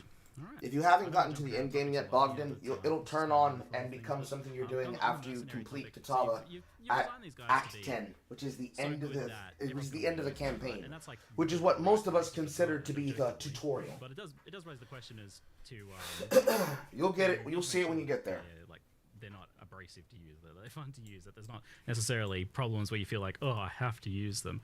So how do you go about making sure that that's the case for these guys? I mean, obviously them increasing the difficulty, like, you know, is a thing that says maybe you don't want to necessarily, you know, maybe they're not pulling their weight on a boss fight, you know, and stuff like that, making it actually harder because of the life. If you don't have the right mercenary, you know, or if you don't have the right mercenary, you don't have the right gear on them. These are factors. However, generally they should be fun to have with you. You should want to engage with it. That is the League. If you're not playing in the League, or you don't want to engage with the League as much, you still got the end game, you still got Betrayal, you still got, you know, the Settlers, all that stuff is all still there, the character balance changes, everything's still there. It's just, you know, ideally you'd want to engage with the mercenaries. They are generally more beneficial than not. You would have to really over-level them and not be upgrading them for them to start being kind of useless. But the item and combat mechanic with them by itself is also, like, even if you're not hiring a mercenary, there's still, like, you know, there's a source of items there. There's new things like mechanics that they've got going on with that. So, like, even that part is a New thing in items, itself. new gems, Something I special didn't gems realize that from are watching going it to and have then even specific playing for a while was that, increases and I that think you guys affect you getting and other improved by players. launch for this, but the Frankly, when they it's have gonna like be the a fucking currency mess. pocket, So you I'm don't playing actually pick Soul a Self currency Found from it, they again, give you all the currency from unless it. we have a group of Yeah, it's people like that are playing inside the it was a server. bit juicier than I Then thought we'll it was, be playing actually, from quite inside a our bit of a guild. surprise. Yeah. Why not? But it was interesting creating a you know, there's not many leagues where you get one reward. Yeah. Like, and obviously not the currency pouch, but you pick a item, picking a single piece of gear. Yep. And so we had to really think like, okay, I mean you can see it, so you already get a pick from all the different slots.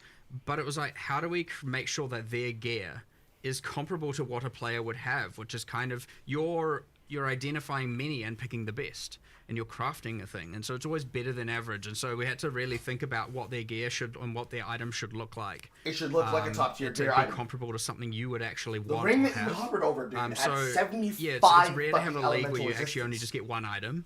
Like even Ultimatum, sure you get one in many rounds in a row, so you still get up to 10, whereas this is just actually one. So you have to make sure it's good, right? Yeah, and that was actually kind of complicated to do, but you know, there's some pretty powerful stuff you can get from that. I mean, obviously the uniques are relatively easy to put in, but they do affect the mercenaries in some pretty crazy ways. But the you know, rare items and stuff like that, yeah, it was a little bit complicated to actually get that to feel good, such that you feel like, you know, I actually want to take that, as opposed to just always taking the currency.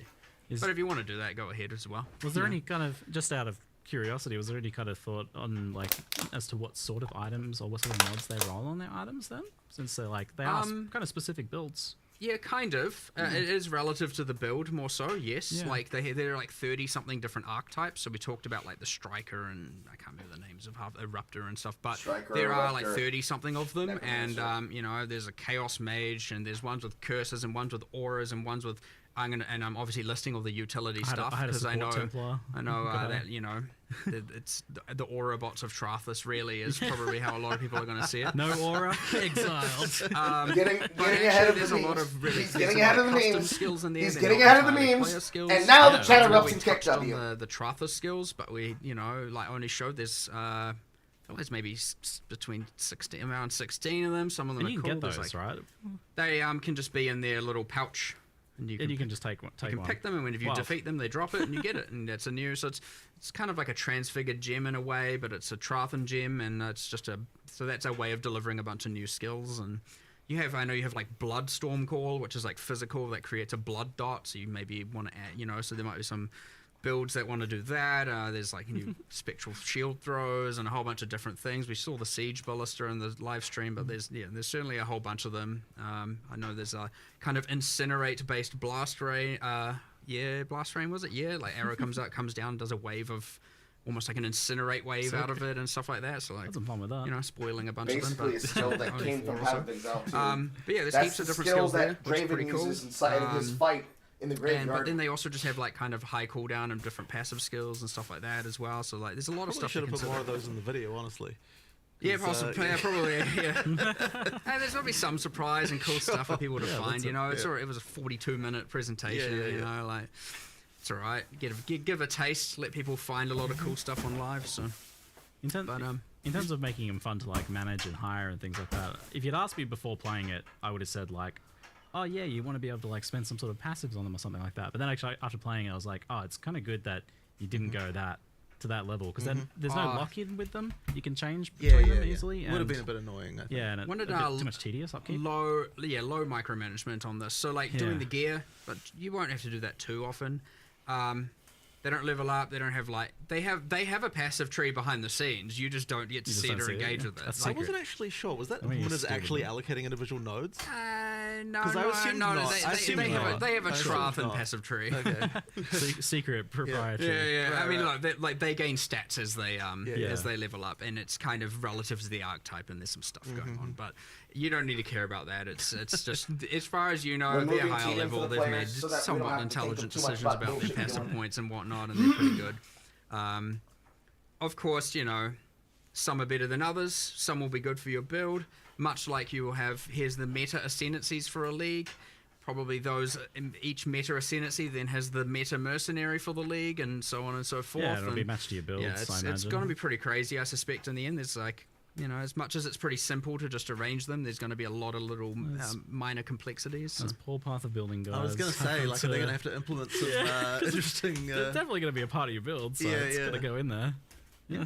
100%. They can give you auras and various other buffing skills. I had a Templar that had like an aura, and he had the smite with the lightning aura. Your meta build, then for that you need your 3 meta mercenaries, and then your meta animate guardian, and then you've got oh my god, too many. I mean, at least a lot more items will be getting put to use, so that's good. I'll be curious to see how the Animate Guardian feels, because, I don't know, like, that one has, obviously, the skill gem cost as well, potentially, like, supports and things like that. Yeah, of course. But, so that's obviously a bit more of a tax, whereas these guys are just a free add-on on top. You don't cost you anything except gold. I mean, gold. Yeah, gold. Which was, you intentionally didn't go for an upkeep cost for them, which I noted. Yeah, I mean, you already earned there.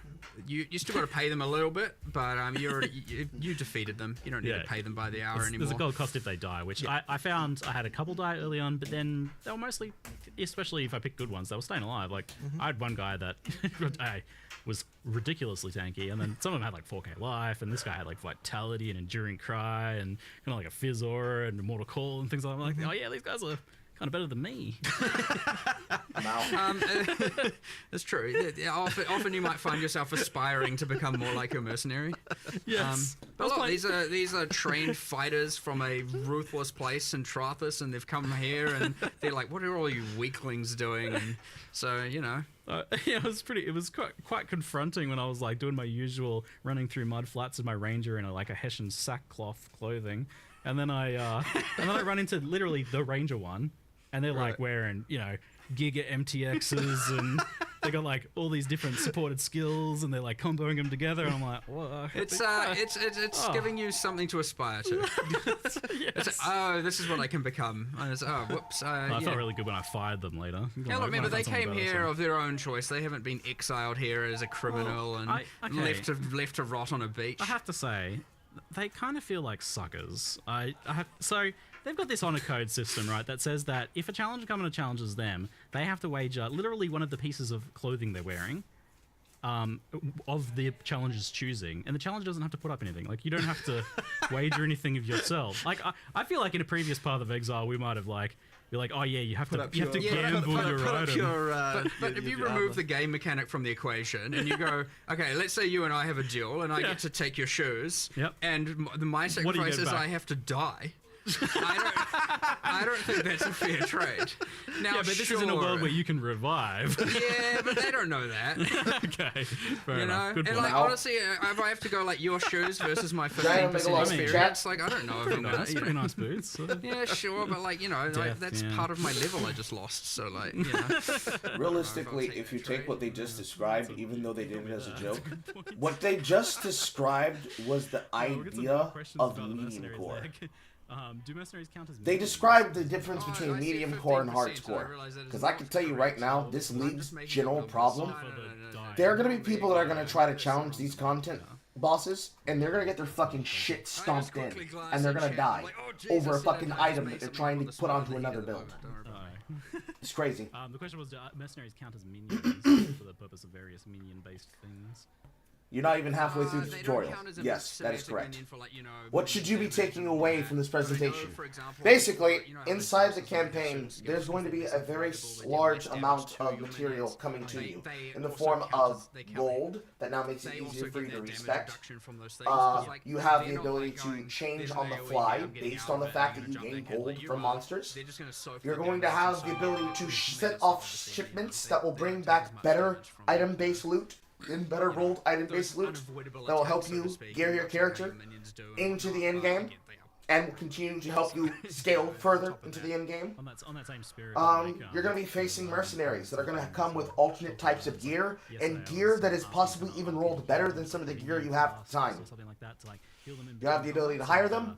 You'll have the ability to take from them. You'll have the ability to dismiss them to try to find somebody of a different type so that you can find something for your build. You'll have the ability to recruit them and then stash them away so you can have them on Reservoir.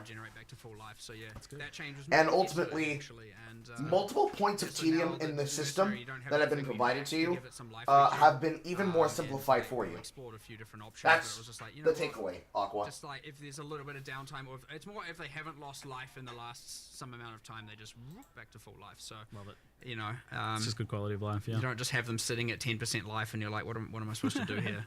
Yeah. So they can be brought into pinnacle content is one of the other questions I'm saying. Yeah, anywhere. Everywhere in the game. No restrictions on that? Yep. Nice, cool. And people seemingly from the question, based on the questions, don't believe that you can have like a 6-person party and have 6 mercenaries. That you wouldn't allow that. That's too crazy. I mean, it is too crazy, but you do allow that, right? We do. Yeah, we do. That's the thing. Okay. I mean, 6-man parties. It's a lot. It's a lot 6 of orders. mercenaries.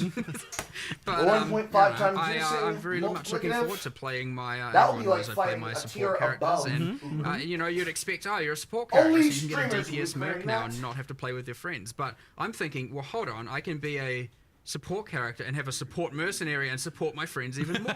So like, Of you know, course. it's all win. That sounds about you. Perfect. Yeah, I mean, while leveling, I certainly felt like the DPS ones were viable if I was playing more of a supported role, or if I was like struggling in that regard. They did seem like they were actually able to kill things. Is that 100%. something that can happen in endgame though? Like that seems hard to believe. I mean, look, at the end of the day, you can give them Headhunter, you can give them all of that stuff, and they take the damage, they scale it. Like, the only thing they don't have is, you know, your skill, which could be bad, and thus they could be better than you, or you could be very good, and in which case, you know, I'm just saying, like, they are still a computer. Right, they are still at the end of the day doing that, so they might not make the smartest decisions that you agree with. There's like custom AI for each skill, There, though, right? there is 100%, and So they're a bit above the 50 percentile of players. yeah, is they that- might is be. what you're saying? I'd say around 55% just percentile average. You know, you Better know, than half you. computers can be good. Well, yeah. So but at the end of the day, you know, when you're like, you know, giga zooming and obliterating everything before it can even appear on your screen entirely.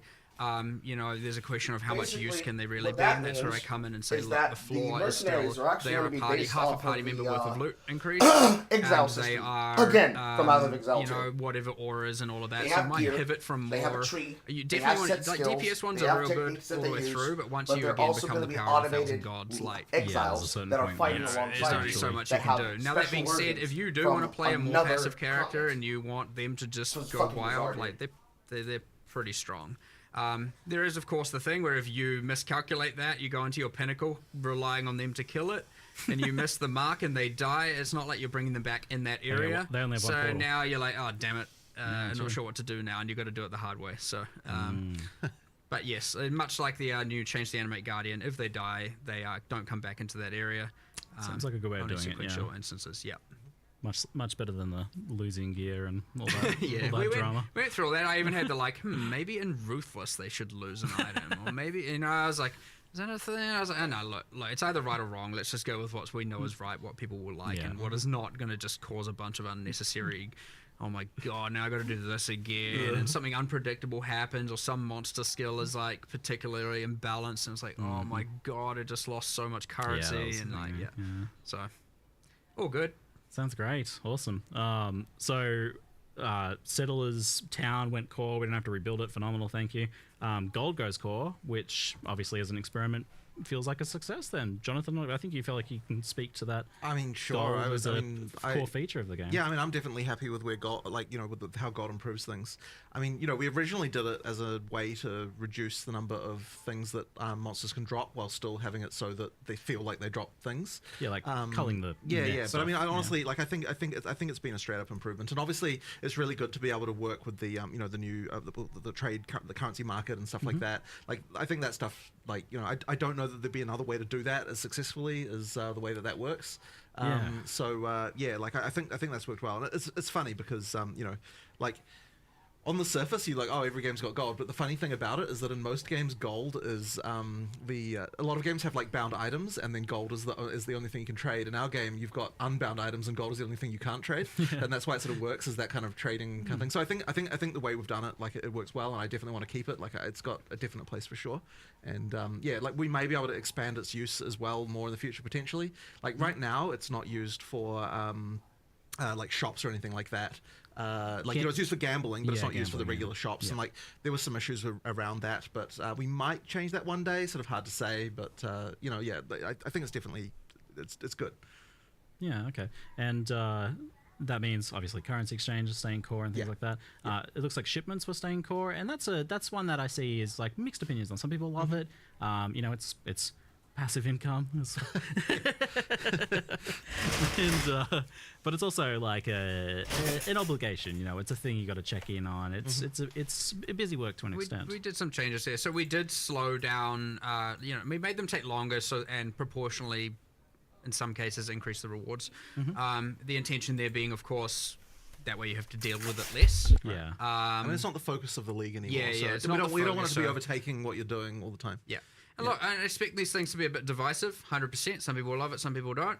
And that's great. That's everything in PoE, and that's everything we add. And you can choose to do it. You can choose not to do it.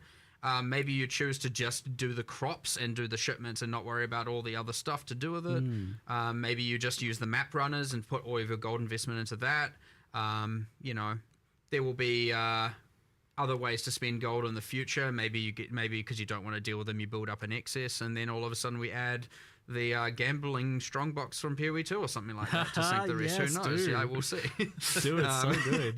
It's a fun strongbox, but That is a good one. that will come to PoE 1. I promise you. 100%. So, there'll be ways to do it, but we'll feel it out and see how much gold people are getting relative to losing as well a bit, and then see. But the intention here is that if it is feeling annoying and how much you have to deal with it, then we've missed the mark, and we'll probably even adjust things a bit further as well. Okay, yeah. But again, like everything, it's up to you, your agency, your choice.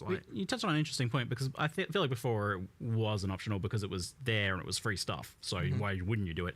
But now you're actually, both in terms of gold, but also your passive application, like, are you actually even investing in having those ores appear versus something else? So it's not necessarily just like a free thing on top that you're obligated to do. It's now a more conscious decision. I could see it feeling mandatory, and if it does feel mandatory, then we've missed the mark a little bit for sure. You want to avoid that. I don't want it to feel so mandatory, but that being said, I also wouldn't want it to feel so terrible that you never want to engage with it. So there's always a fine line to hit. And But there's stuff you can only get from there, so there's always going to be that element. Yeah, for sure. If you want to get the tattoos and rune grafts, and some of those rune grafts, a lot of them are like pretty crazy off-build stuff, and there's a good set of like chase ones in there, and there's some pretty crazy stuff in there to get, but I think it's a better system. I like the idea that now Settlers is giving two different passive tree mechanics that can coexist as the rewards, aside from obviously recombinating and map running and stuff. But as opposed to just the freaking insane enchants that you were getting on your weapons so before. the enchants are gone then. This replaces that, yeah. Which I think most They people were expected. they were a little bit much on the power creep axis. It was kind of just a bit crazy, but I wouldn't say that we won't see some sort of weapon enchant system back in the future. Yeah. And we're a bit more regulated and stuff like that, but because there's room for that, there's design space for that, but we never know what form. But I like that Settlers is where you go to get your alternate passive tree stuff.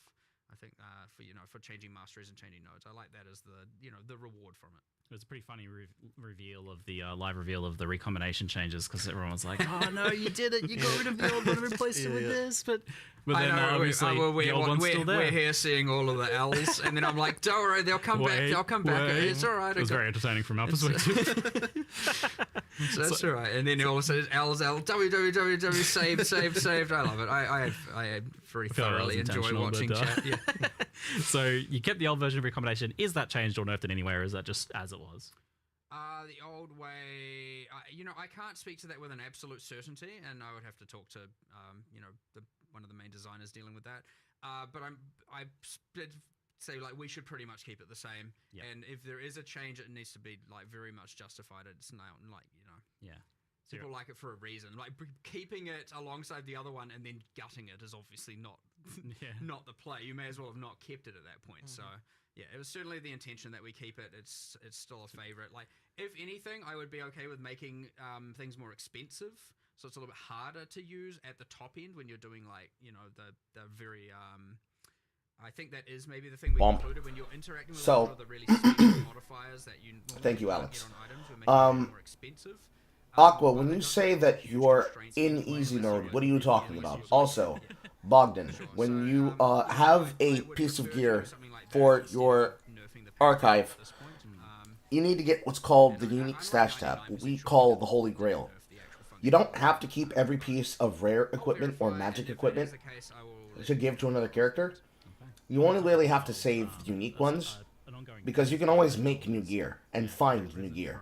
And in Path of Exile 1, more than likely, you're going to keep less gear off the ground, because anything that isn't literally perfect, you're going to use as the base. So you'll just wipe the base and start over again, if anything. From that, if you want to have a specific set of twink gear you give to a low-level character so they speedrun faster, it is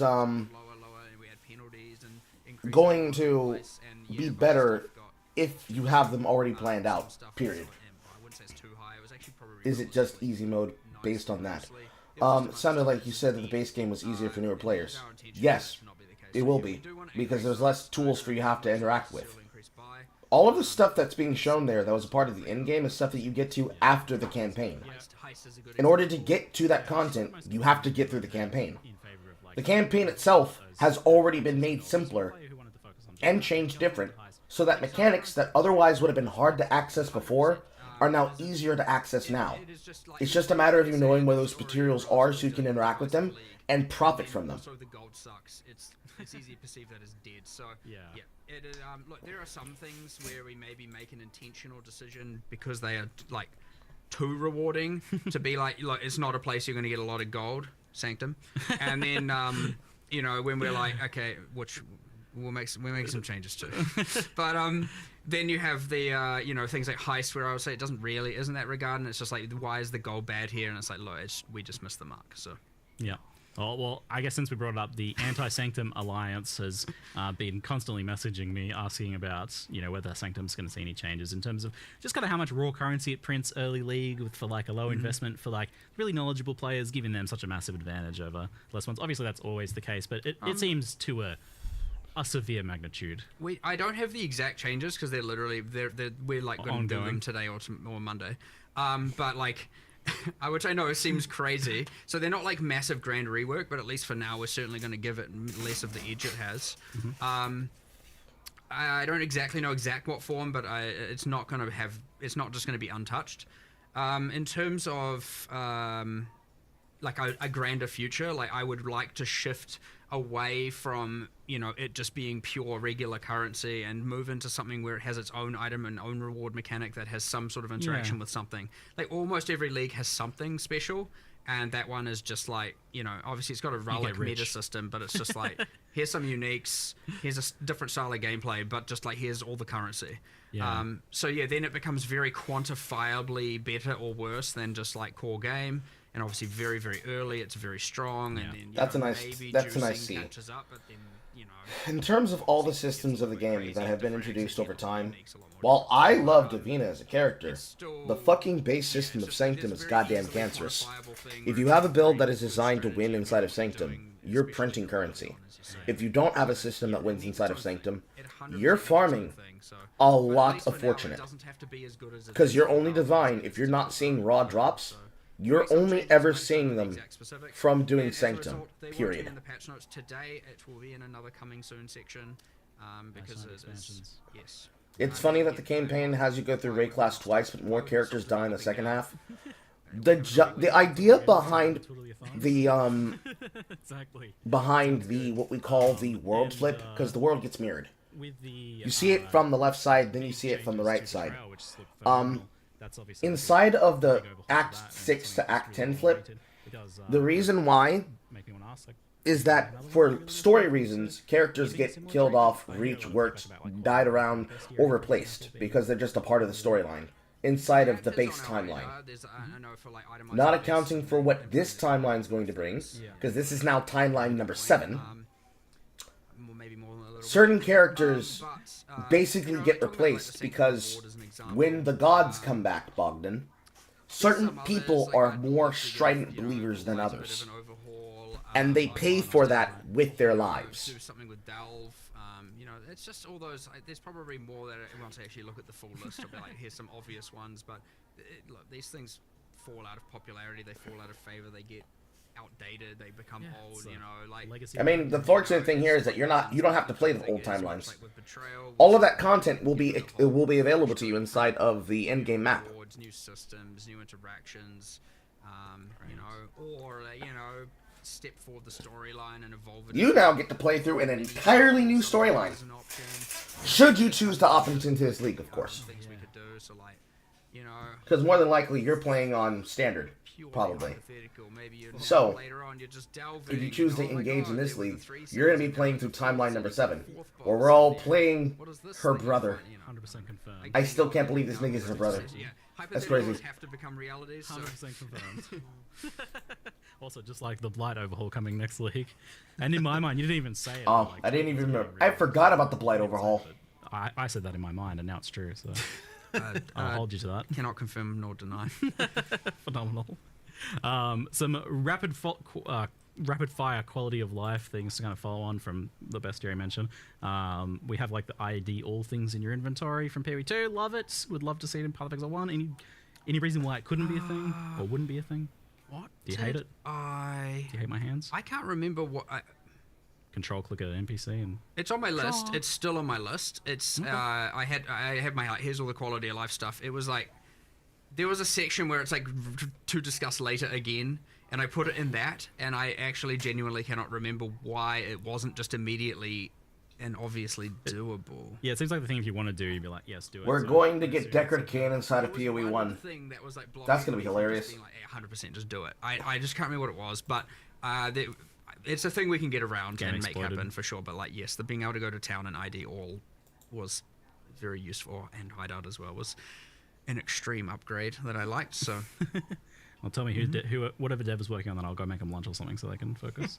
oh, I'll take you to them afterwards. But you have to now, because if I'm going to be held to things I'm saying, you're going to now buy them lunch. So, incoming Ziggity gives blowjob under desk.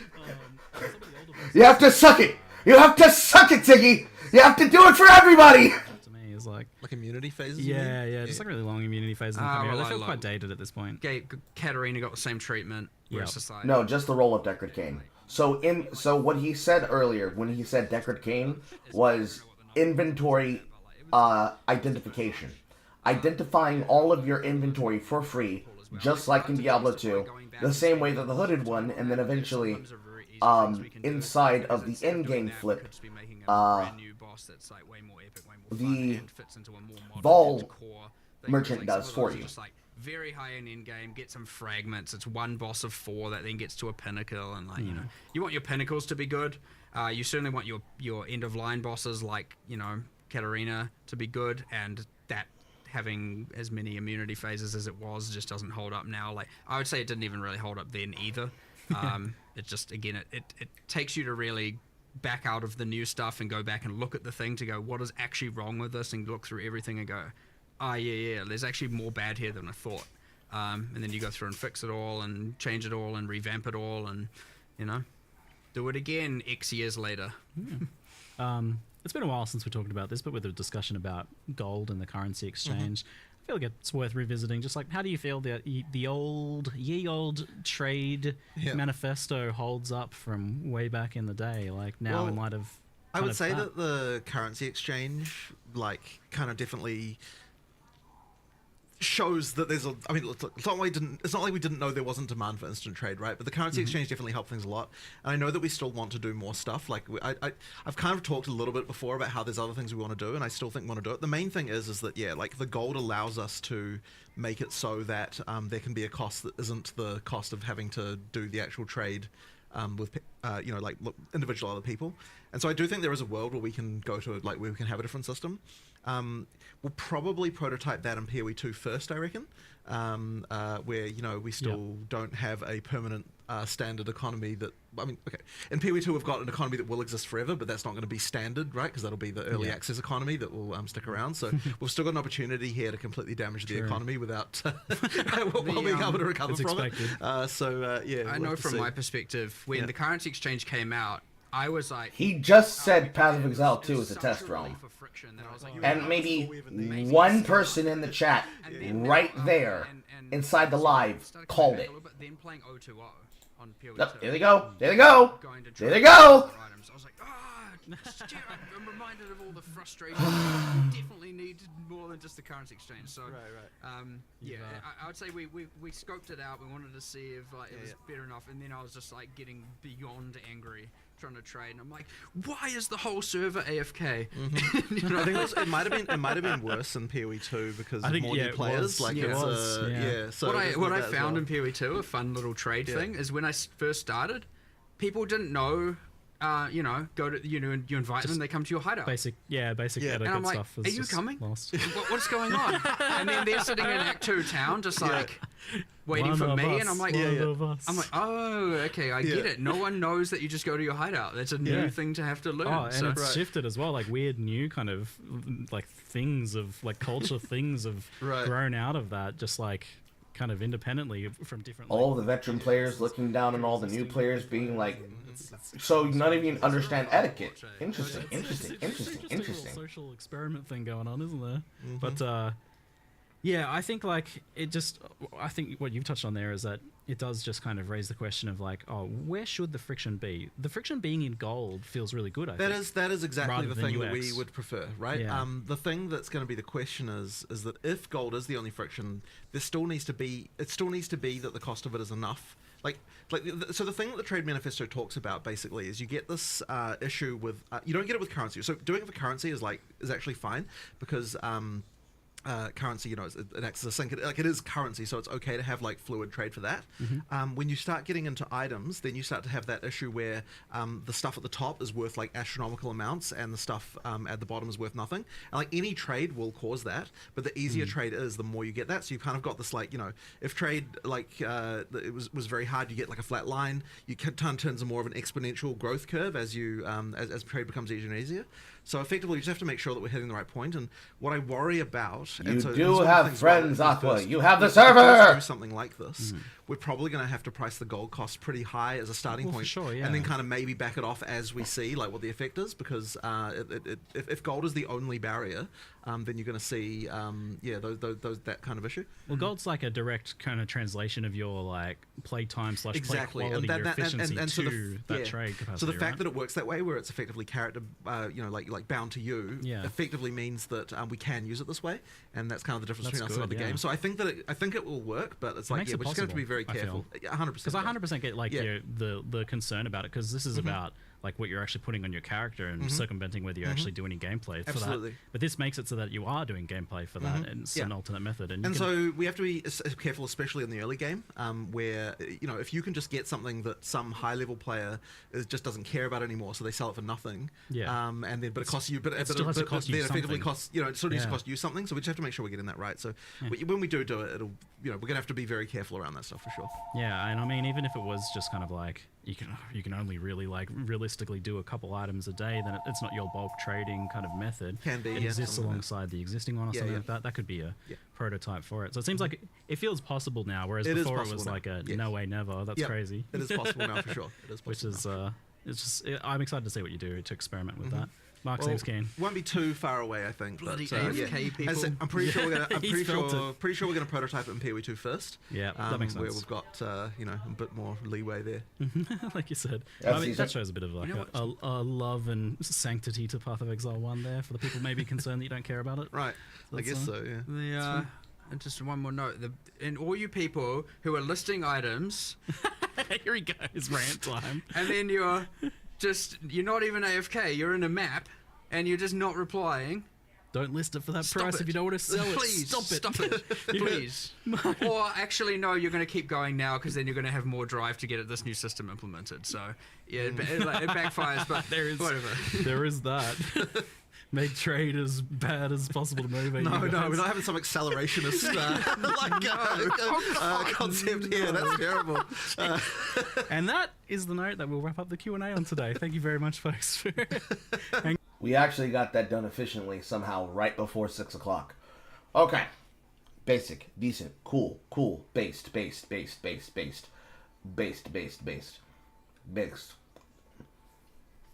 So, if there's any particular question that somebody needs me to answer before I break the stream and begin setting up stream number 3, for the Jordan Peterson 20B1, you're going to want to ask it now.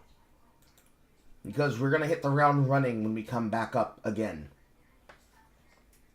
I can do like questions and answers for like 10 minutes. Whether it's specific about today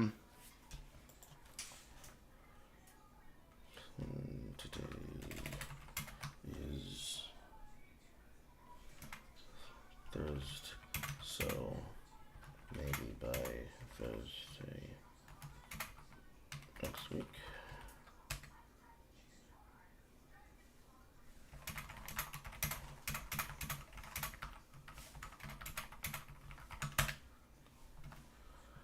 Okay, so would it be worth getting to PE1 now? And what should someone pay to get in? Path of Exile 1 is free. The only game that requires you to pay to get in to play is PoE 2, and the price is always $30. For Path of Exile 1, the true cost is what you choose to pay for quality of life, which $30 to $45 is pretty much the quality of life vector. You buy a couple of quads, you get most of, pretty much one of each of the side currency tabs. You get a map tab, and you're pretty much ready to go.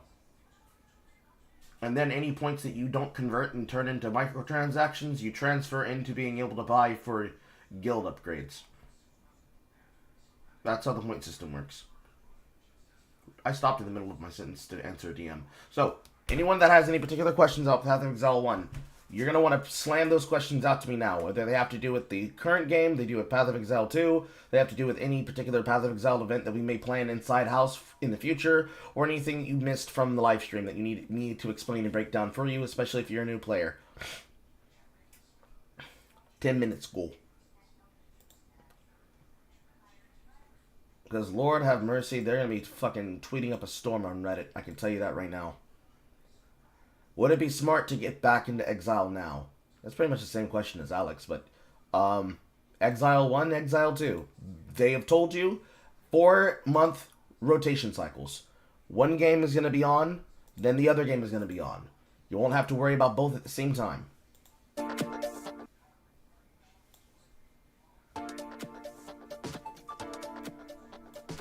Just a sound effect there.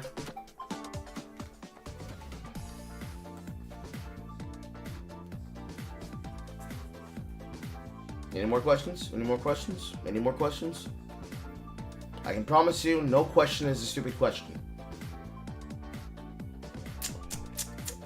Because I would like to play Path of Exile 1, but I'm not going to probably have a lot of motivation because I'm simply going to be enjoying Exile 2. Just in terms of like a pivot.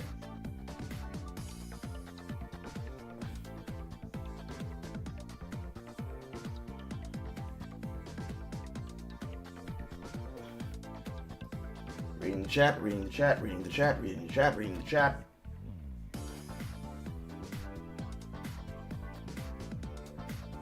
Thank you for your 350, EXO. Build recommendations for beginners.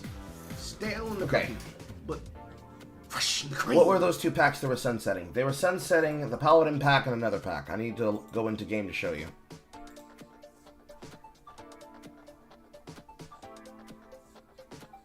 Where's my fucking shit? Where is it? Path. P.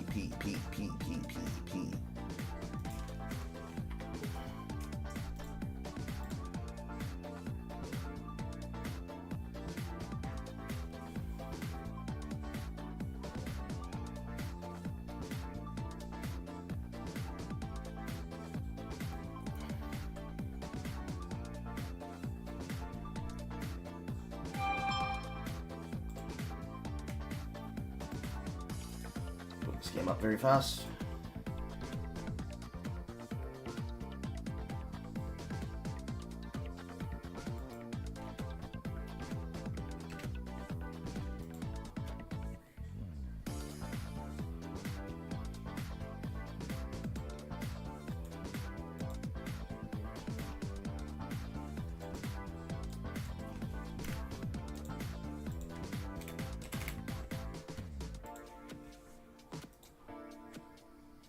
Okay, Secrets of the Atlas.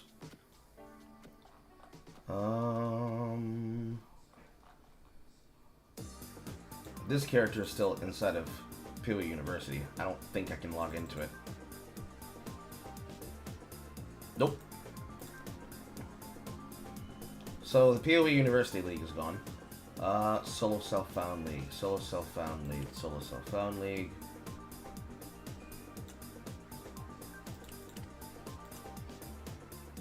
And then we'll use Aggravation.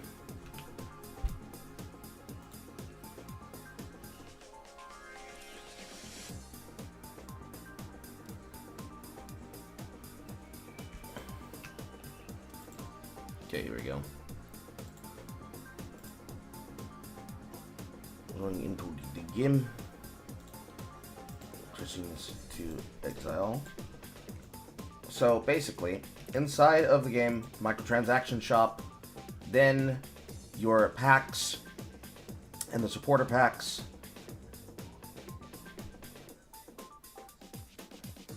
Inside of the supporter packs, various of them that are there, they have these things. So the ones that they were describing were going to be these ones. Basically, you get some effects, portal effects, back attachments, profile picture for your profile on the game's website. It's up to you if you want to buy them. In terms of value, you're getting 900 points. It's a split value, so $30, 300 points, $60, 600 points, $90, 900 points, plus a bunch of shit for the purposes of saying thank you. Same thing with the effects that exist inside of the ability to support with the Exile 2 supporter packs, which start at $30 and then upgrade as you go down. So these supporter packs allow you to buy the support key, so you can either get a key to give yourself early access or get a key to give to someone else to have for supportive access, which then comes with the features inside the pack. Unfortunately, you cannot buy the pack at equal value where you can mix and match the levels. You have to go from Lordor Ogum to King of the Faradun to Thaumaturge of the Vol to Warlord of the Karui to Liberator of the Lake Crest. However, for Mercenary of Trochus, as well as for the Magistrate and the Hall of Crypt Keeper, they are basically the same similar ones. So here, the Zealot's Pendants, as well as the Paladin, these are the ones that are going to be going away permanently. It is their way of saying thank you to the supporters, and then they rotate them out and they bring in new supporters. So, know that the Path of Exile supporter packs are separate from Path of Exile 2, but the Exile 1 packs are going to make your game be instantly better. And if you don't want to support through the supporter packs, you can always buy points directly. This is just a way for you to be able to monetize buying it, not just by getting the points for this, but if you were to put in $60 into the game, you would get the value of buying 600 points for $60, plus these other objects that go along with your ability to support. And in terms of being worth it for new players, this is a skin. The point value is the important part, because then you'd have 600 points. What you'd then do is you'd come over here to stash tabs, and you would be buying these. So, is it worth it for a new player? Yes, it is, because you're going to end up buying stash tabs, and you're going to save on your bundles. You're going to buy Delirium tabs, Unique tab, Delves tab, Ultimatum tab, Essence tab, Fragment tabs, Blight stash, Map stash, Divination stash, Premium quads, which are 4 times the space of a normal stash tab. Premium stash tabs, which still will allow you to change their name and their color, as well as put items up for physical sale from inside the game. And the Flash tab and the Gem stash tabs. All of these are quality of life. Me personally, earlier, when I was talking to Bogdan and I said you need to get a Holy Grail, a Holy Grail is the Unique Collection tab. It carries over the same name that it had inside of Diablo 2, where you collect one of every unique item in the game, which looks like this. And as you get items as you're playing the game, for every tab that it is applicable to, it just lives there. Because there are going to be parts that you're not going to have. There are going to be ones that you haven't found yet. There are going to be copies of different versions of ones that you haven't found yet. And you just collect them over time. And whenever you have the idea for a build that can use it, whether it be a leveling unique, or it be a particular type of unique that you're using, I must have disconnected in the middle. That must be why people are saying F. You take those points, you buy shit, if you are having a problem with not having storage, so let's say you don't have the same type of storage that I have here. Like, I have multiple stash tabs, and each of them serves a specific purpose. Let's say you don't have that, like I do. Like, I bought inside of Path of Exile 2 stash tabs that I probably don't have converted for here. So, from all of the content that I have available, and then these things, I have the ability to mix and match things together to work out for my desire.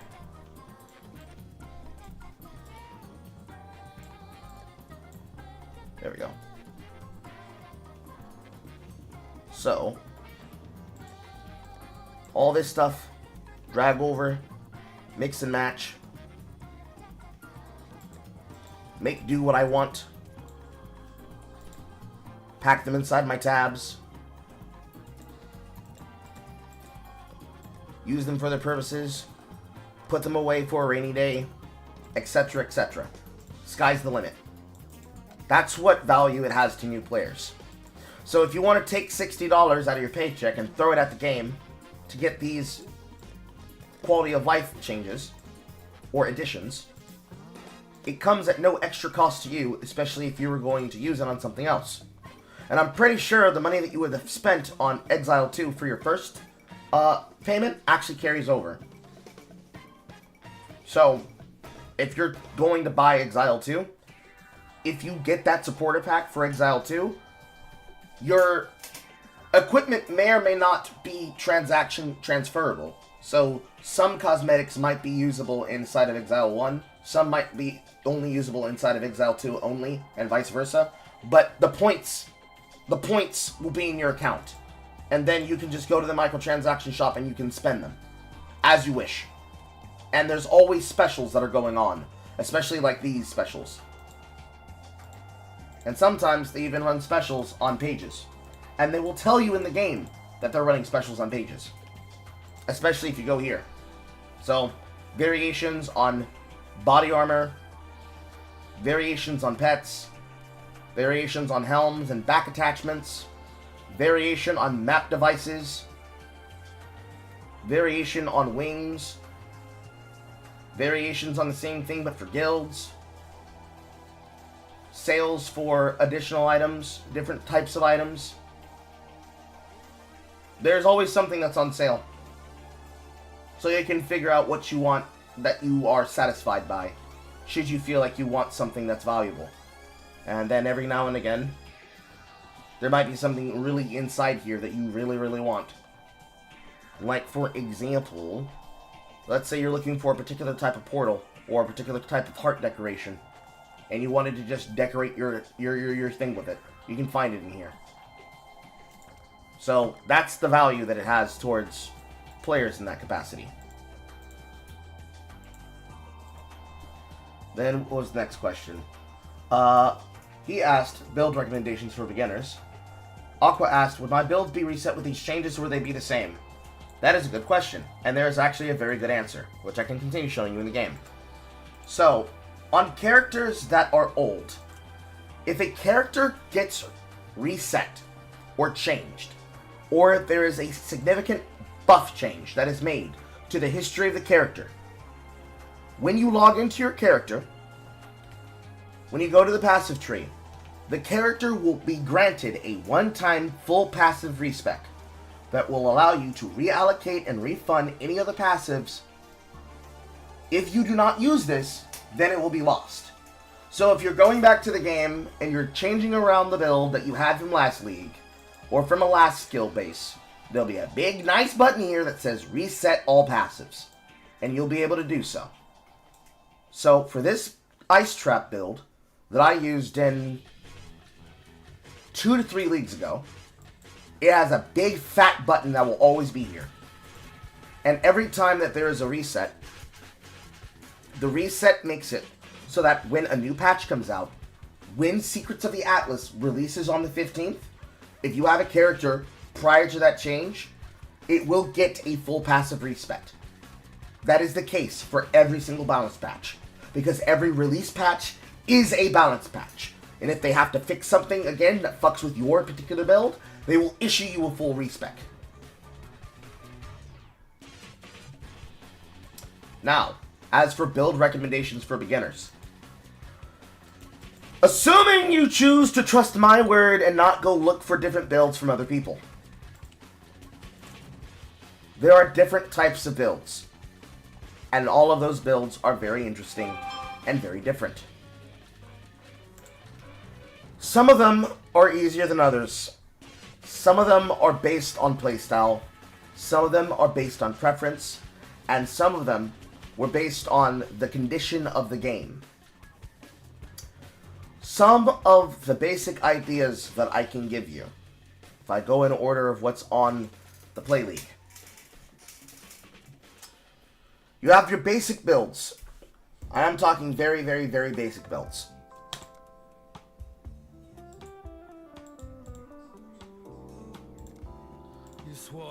You have Templar. This gives you access to armor. This gives you access to cast damage. This gives you access to elemental damage. And it gives you access to some of the best crit amp in the game, especially for spell builds. Because spells scale harder and require less gear than weapons, a spell build using a Templar for something like lightning, frost, fire, and some combination of minions, depending on the ascendancy you choose, is easier to gear than any of the weapon classes. The same thing applies for the Shadow, and the same thing applies for the Witch. Because they are just good. They're just good. The Witch is good because she's for cold and chaos. She can also be for fire, lightning, and cold. And she can also do minions. The Shadow wants to support mines. It wants to support crit damage. And it also wants to support regenerative, restorative damage over time. Whereas the Templar wants to do crit. It wants to do battle cast and sustain. And it wants to do some variation of minions, which will be getting buffed and changed when that patch drops. So a Fire Elementalist for a Witch is a good choice. A Mind Trapper Saboteur is a good choice. Using Exsanguinate as a map clear, and then using Icicle Trap as a boss killer. And Metamind, Mind over Matter, MON caster, with uncapped Archmage. Very easy to gear for, very easy to work for, doesn't require a lot of hard work. Chaos on both the Shadow and the Witch is also viable. Chaos damage is the Omni stat, it goes through defenses, and it can scale extremely hard, because both the characters have access to the side of the spellcasting tree. If you want to go a route that does ranged damage, you can use Chaos damage on ground and scale Chaos damage with Ranger, and make a Pathfinder that does poison. Alternatively, you could do bow skills and bow casting, and you could also do attack casting with the Warden. The Warden is going to be weapon based, whereas the Deadeye is going to be bow based. You can have the same thing happen with the Duelist, with either weapons or with bows. You're not likely to use casting. There's also possibilities of using a Witch with a Wander, assuming you want to have your damage be based on the attack values of your attack in a spell. A little bit harder to gear for, so the easy direction path is the one you want. If you like one-hands with shields or two-handers, The Marauder is your man for damage, especially if you want to do something that goes into the Bone Zone. Two-hander in the Bone Zone, Champion and Slayer in the Bone Zone. Your choice, your opportunity, your desire. I'm not going to suggest a person do a Scion, namely because if you are an absolutely new player, you don't have her unlocked until Act 3 to begin with. This is a very hard class to use, but if you want to use this, the sky is the limit if you want to go in any direction you want. It is based on the gear you find, as well as the ideas you have. However, if those ideas are not speaking to you, we can go off of the concept of what is provided from certain types of builds. So, PoE 1 builds, beginner builds,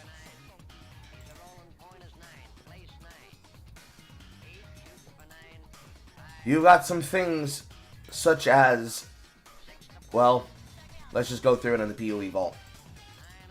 Because for you, these are what we call League Starter builds.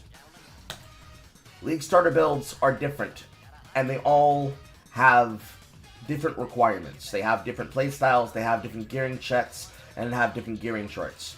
Most of which are usually gear checks in and of themselves.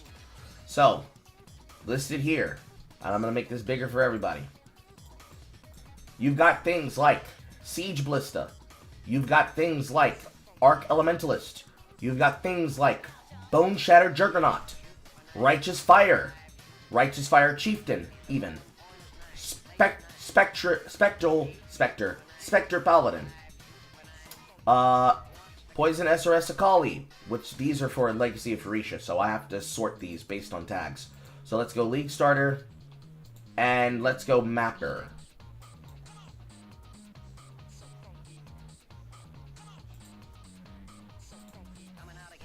Why is that not sorting the way I want it to sort? Whatever. So, I'm going to click on League Starter, and we can just read by here. Assuming that it decides to fucking function. So, we've got things like these PoE starter builds from Calgur. We go to the next page. You've got things like Lacerate Gladiator, Ice Nova of Frostbolt's Hierophant, which is going to require a specific kind of Ice Nova gem that you need to get from the Labyrinth. So it's not exactly a League Starter build, it's a build that you can do with medium budget. Let's assume that you want something with low budget. Click on low budget. Siege Ballista, Arc Elementalist, Bone Shatter Juggernaut, Righteous Fire Chieftain, Explosive Arrow Ballista Champion, Zoomancer Necromancer, Ice Shot Deadeye, Splitting Steel Champion, Lacerate Gladiator, Dominating Blow Champion, Archmage Ball Lightning of Orbiting, or Ball Lightning in general, Poison Blade Vortex Assassin, Ice Trap Saboteur, Shockwave Totems Hierophant, Minion Army Necromancer, Tornado Inquisitor, Herald of Agony Champion. There are various types of builds and various types of characters that have different builds that lean off of the viewpoint of the strength of the character class. Some builds might use alternate classes or alternate skills that you would not normally expect to use that class because you can exploit them a very specific way on a character. The PoE 1 classes are not like the PoE 2 classes. So the kind of thing I'm doing with my Elemental Bleeder is not something you can necessarily do in here. Two different types of games.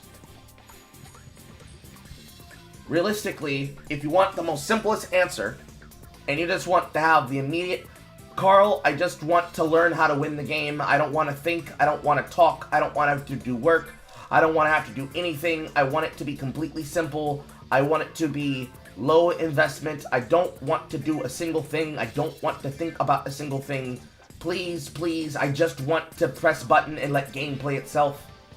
League Starter, low budget, follow that guide exactly, you will be fine. Should that be not what you want, so let's say for example, you wanted to do Bone Shatter Juggernaut. You wanted to play a bonk build. It will tell you what you need. That will tell you what you're going to be using as your start to level up by. It's going to tell you what you're going to be using as your auras. It's going to tell you what you're going to use as your mobility. It's going to tell you what you're going to switch out for and what you're going to use to level up.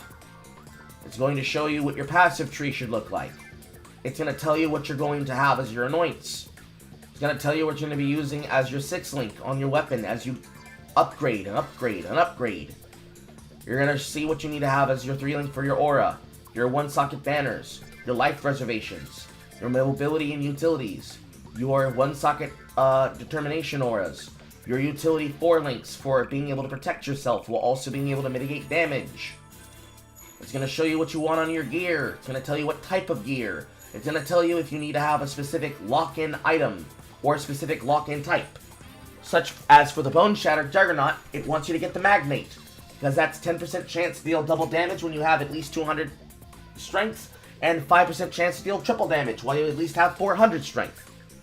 It's going to be crazy as hell. It's going to tell you find some unique gloves, such as Tanu Ahui. It's going to give you some options to have for some objects, such as Death's Door for your boots, or Carnage Heart for your amulet. It's going to give you potential, it's going to give you opportunity, and it'll break down every single bit of what you need to have, especially if you're going to be working towards this in Solo Self-Found. Then it's going to give you the breakdown of what you need to have as your anointments, or as your efficiencies throughout the maps. So, Pantheons, Minor Gods, your Bandits, and your Ascendancies in the order you need to take them. As well as the breakdowns. From there, more or less. Are corrupted items worth it? Ooh, actual curious question. Would you say Vol Gems are useful or are they noob traps? Vol Gems are the best upgraded form of the gems that have Vol versions of them. The hard part about Vol Gems is that they are an in-game chase item themselves. There is an entire mechanic in the endgame by the name of Incursion in Exile 1 that you have to work your way down to get access to materials for. Some of the best in-slot equipment and jewels that you can find for it can only be found through that mechanic. As for upgrading corrupted gems and items themselves, some corrupted item bases, especially if you do a lot of all-side areas, those will be some of your best gear for starting out. Because you don't care so much about the fucking stats on the equipment, assuming you're not using a Tublio Rasa 6-link chest. You just care about the fact that it's 6-linked automatically. It acts as clean and dirty damage up front. You find a jewels cert, you figure out what type of jewels you want to stick inside of it, and you basically flex from there. Because your ability to flex those jewels become dependent on whether or not you can get the recolor or not. And if you can do that, the sky's the limit. Because recertifying and reflipping a corrupted jewel anoint inside of a bench is as cheap as 4 balls. The high cost, like 1,500 fusings to make a 6-link, that is something that you will never do inherently on your gear unless you already have gear to Vol. That's what a rich man does. But if you find Vol equipment on the ground, and it's clean, cheap, dirty, and you're getting it from places that are designed for you to get them from, you're going to get the ability to potentially find really good chests that have really good lines on them. Up front, free and clear. In fact, let me see if I can go find something, because I'm pretty sure I have some in my stash somewhere.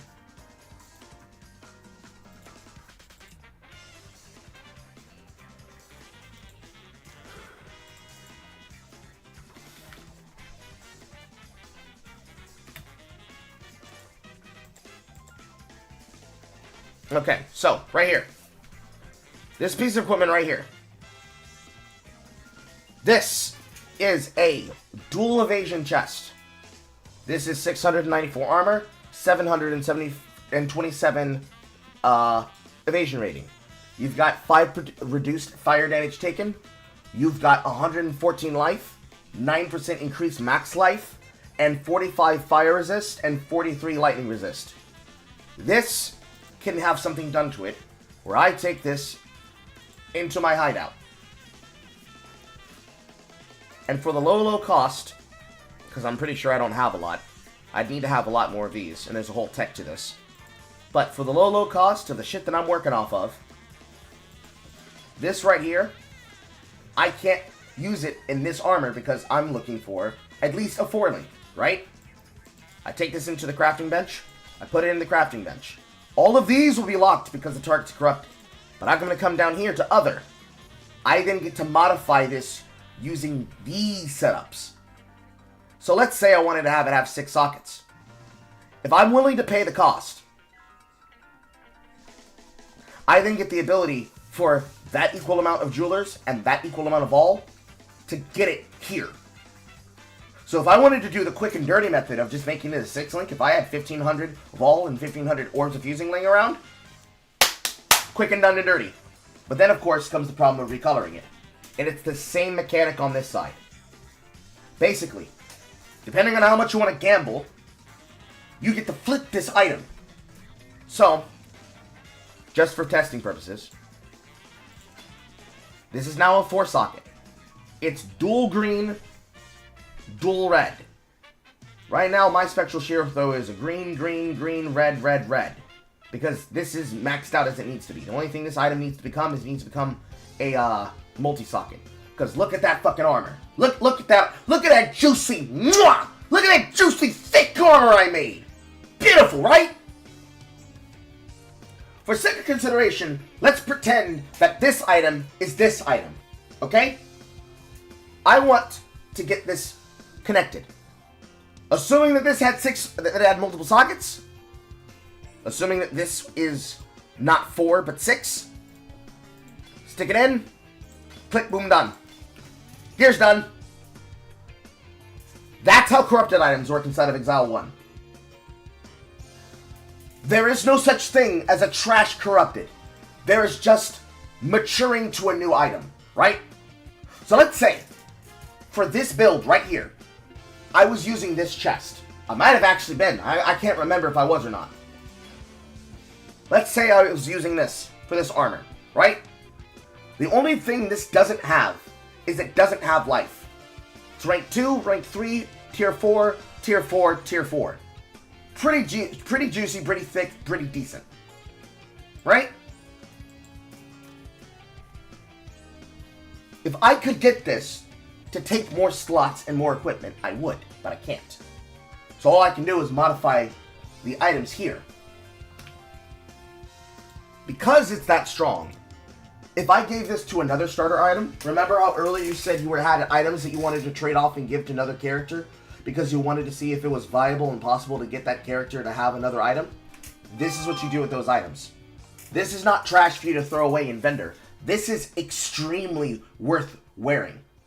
Even if it doesn't have the kind of value that this item does, this is extremely thick and juicy. Sweet, thick, juicy, tender. I just stick my new one son into a blender. Type shit. And when I don't need to use it anymore, it goes into the stash. See if I can find another corrupted item. Here, we've got a corrupted, or actually no, this isn't even corrupted. This is just normal base. Let's assume it was corrupted. We've got a 162 life, 43 fire resistance. Just in terms of a helm, I have one suffix line open. I put this on the bench. I craft that with resistance. It works as a staple. See if I have any more. I got tier purity. That's a leveling item. Right here, we've got a Battle Lamar. This is 45 fire resist, 40 lightning res, 133 life, 22 armor and evasion. Not exactly the best, but hey, it's a 5-link. If I had a 5-link skill that was an attack skill, whether it was bow-based or weapon-based, that could work off of 2 red, 2 blue, 1 green, boom, done. And if that's not enough, how many balls do I have? And if that's not enough, stick it inside. Let's say I need this to roll to a specific color set. So I'm going to say I want it to roll with at least 1 green socket because I have a need to use greens and reds. Boom. That right there is the power of a corrupt. You said it, forget it. And then when you have no use for that, back in the side it goes. Let's find another one. Right here, we've got a corrupted ring. This came from a trial. It's got 38 strength, 39 life, 32 cold res, increased dex and intelligence. If something needs to be stat fixed, there's a ring for it. This claw. 11% chance to gain frenzy on kill. It's a really bad claw, but it's got 120 physical damage. It doesn't have any added damage to it, which sucks, but hey. 36. This is pretty strong for a claw inside the early game, and it even has reduction of attribute requirements, so it can function as a twink weapon. And because it's only a 3-link, because one-handeds can only have 3 sockets, I can fix it to whatever I need. Same thing here with the Sorcerer Boots. Same thing here for this Vol's Vision, technically, because I have multiple copies of one. Same thing here with this Elemental Blade for a Serrated Foil, with an added attack speed, and life gain per enemy killed, and stun duration on enemies, and global crit multi. It does and is for whatever I need it to be. Same thing here with these unidentified influenced items. And these Chaos Resonators that I apparently used early on a craft session. Whatever these items need to become for me, they're sitting here so that I can use them should I need those bases. Corrupted items are much like influenced items. They exist once they have a purpose to exist. So, the sky is the limit. The sky is the limit.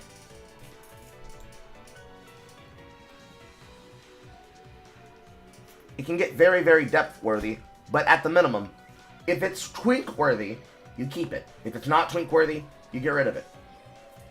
And if another item can be used by another player, such as something like, say, the uniques, such as boots. Do I have a copy? I got Wonder Trap. If you had a boot that needed to be used for a particular build, such as Deerstalker, to give your character access to a level 15 trap, and then getting movement speed, and then getting more movement speed upon throwing a trap, this right here would be a best-in-socket base for you to use on a Saboteur, on a Shadow. That's what it's there for. You don't have to think any further. Same thing here with this Doriani's Delusions Titan Greaves. Life, armor, fire and damage to spells and attacks, purity of lightning, movement speed. Boom. Done. Simple, easy, clear. You pick it up, you put it on. Same thing with everything here. Pretty much anything that has a purpose that can work with them works for this. So this right here is one of the versions of Beacon of Madness. This is a particular version that is increased chaos damage, move speed, and all damage inflicts poison when you're affected by Glorious Madness. So you don't have to even interact with the chance to poison. All damage poisons. Period. Enemies that I kill while I'm afflicted by Glorious Madness, 40% chance to explode, dealing a quarter of their life as chaos damage. So that chaos damage build earlier that I was talking about, you don't even have to think about it if you're playing an Assassin or a Pathfinder. You use these boots, you walk through the path, boom, boom, boom, boom, boom, boom, boom, boom. Everybody dying. Everybody dying. That's what you use it for. Any other questions?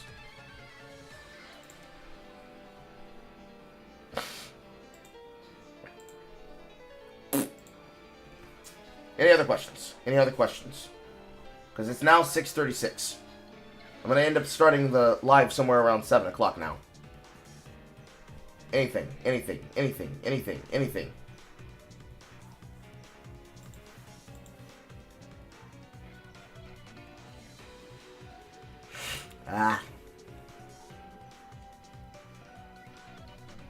Yes, no, maybe so. Questions going once. Questions going twice. Questions going fried rice. No? Okay, cool. Based. Alright. I need to go serve dinner, and then we will get started with the third broadcast of today. Hopefully nothing happens between then and that moment. I love you all. I'll see you in a couple of minutes.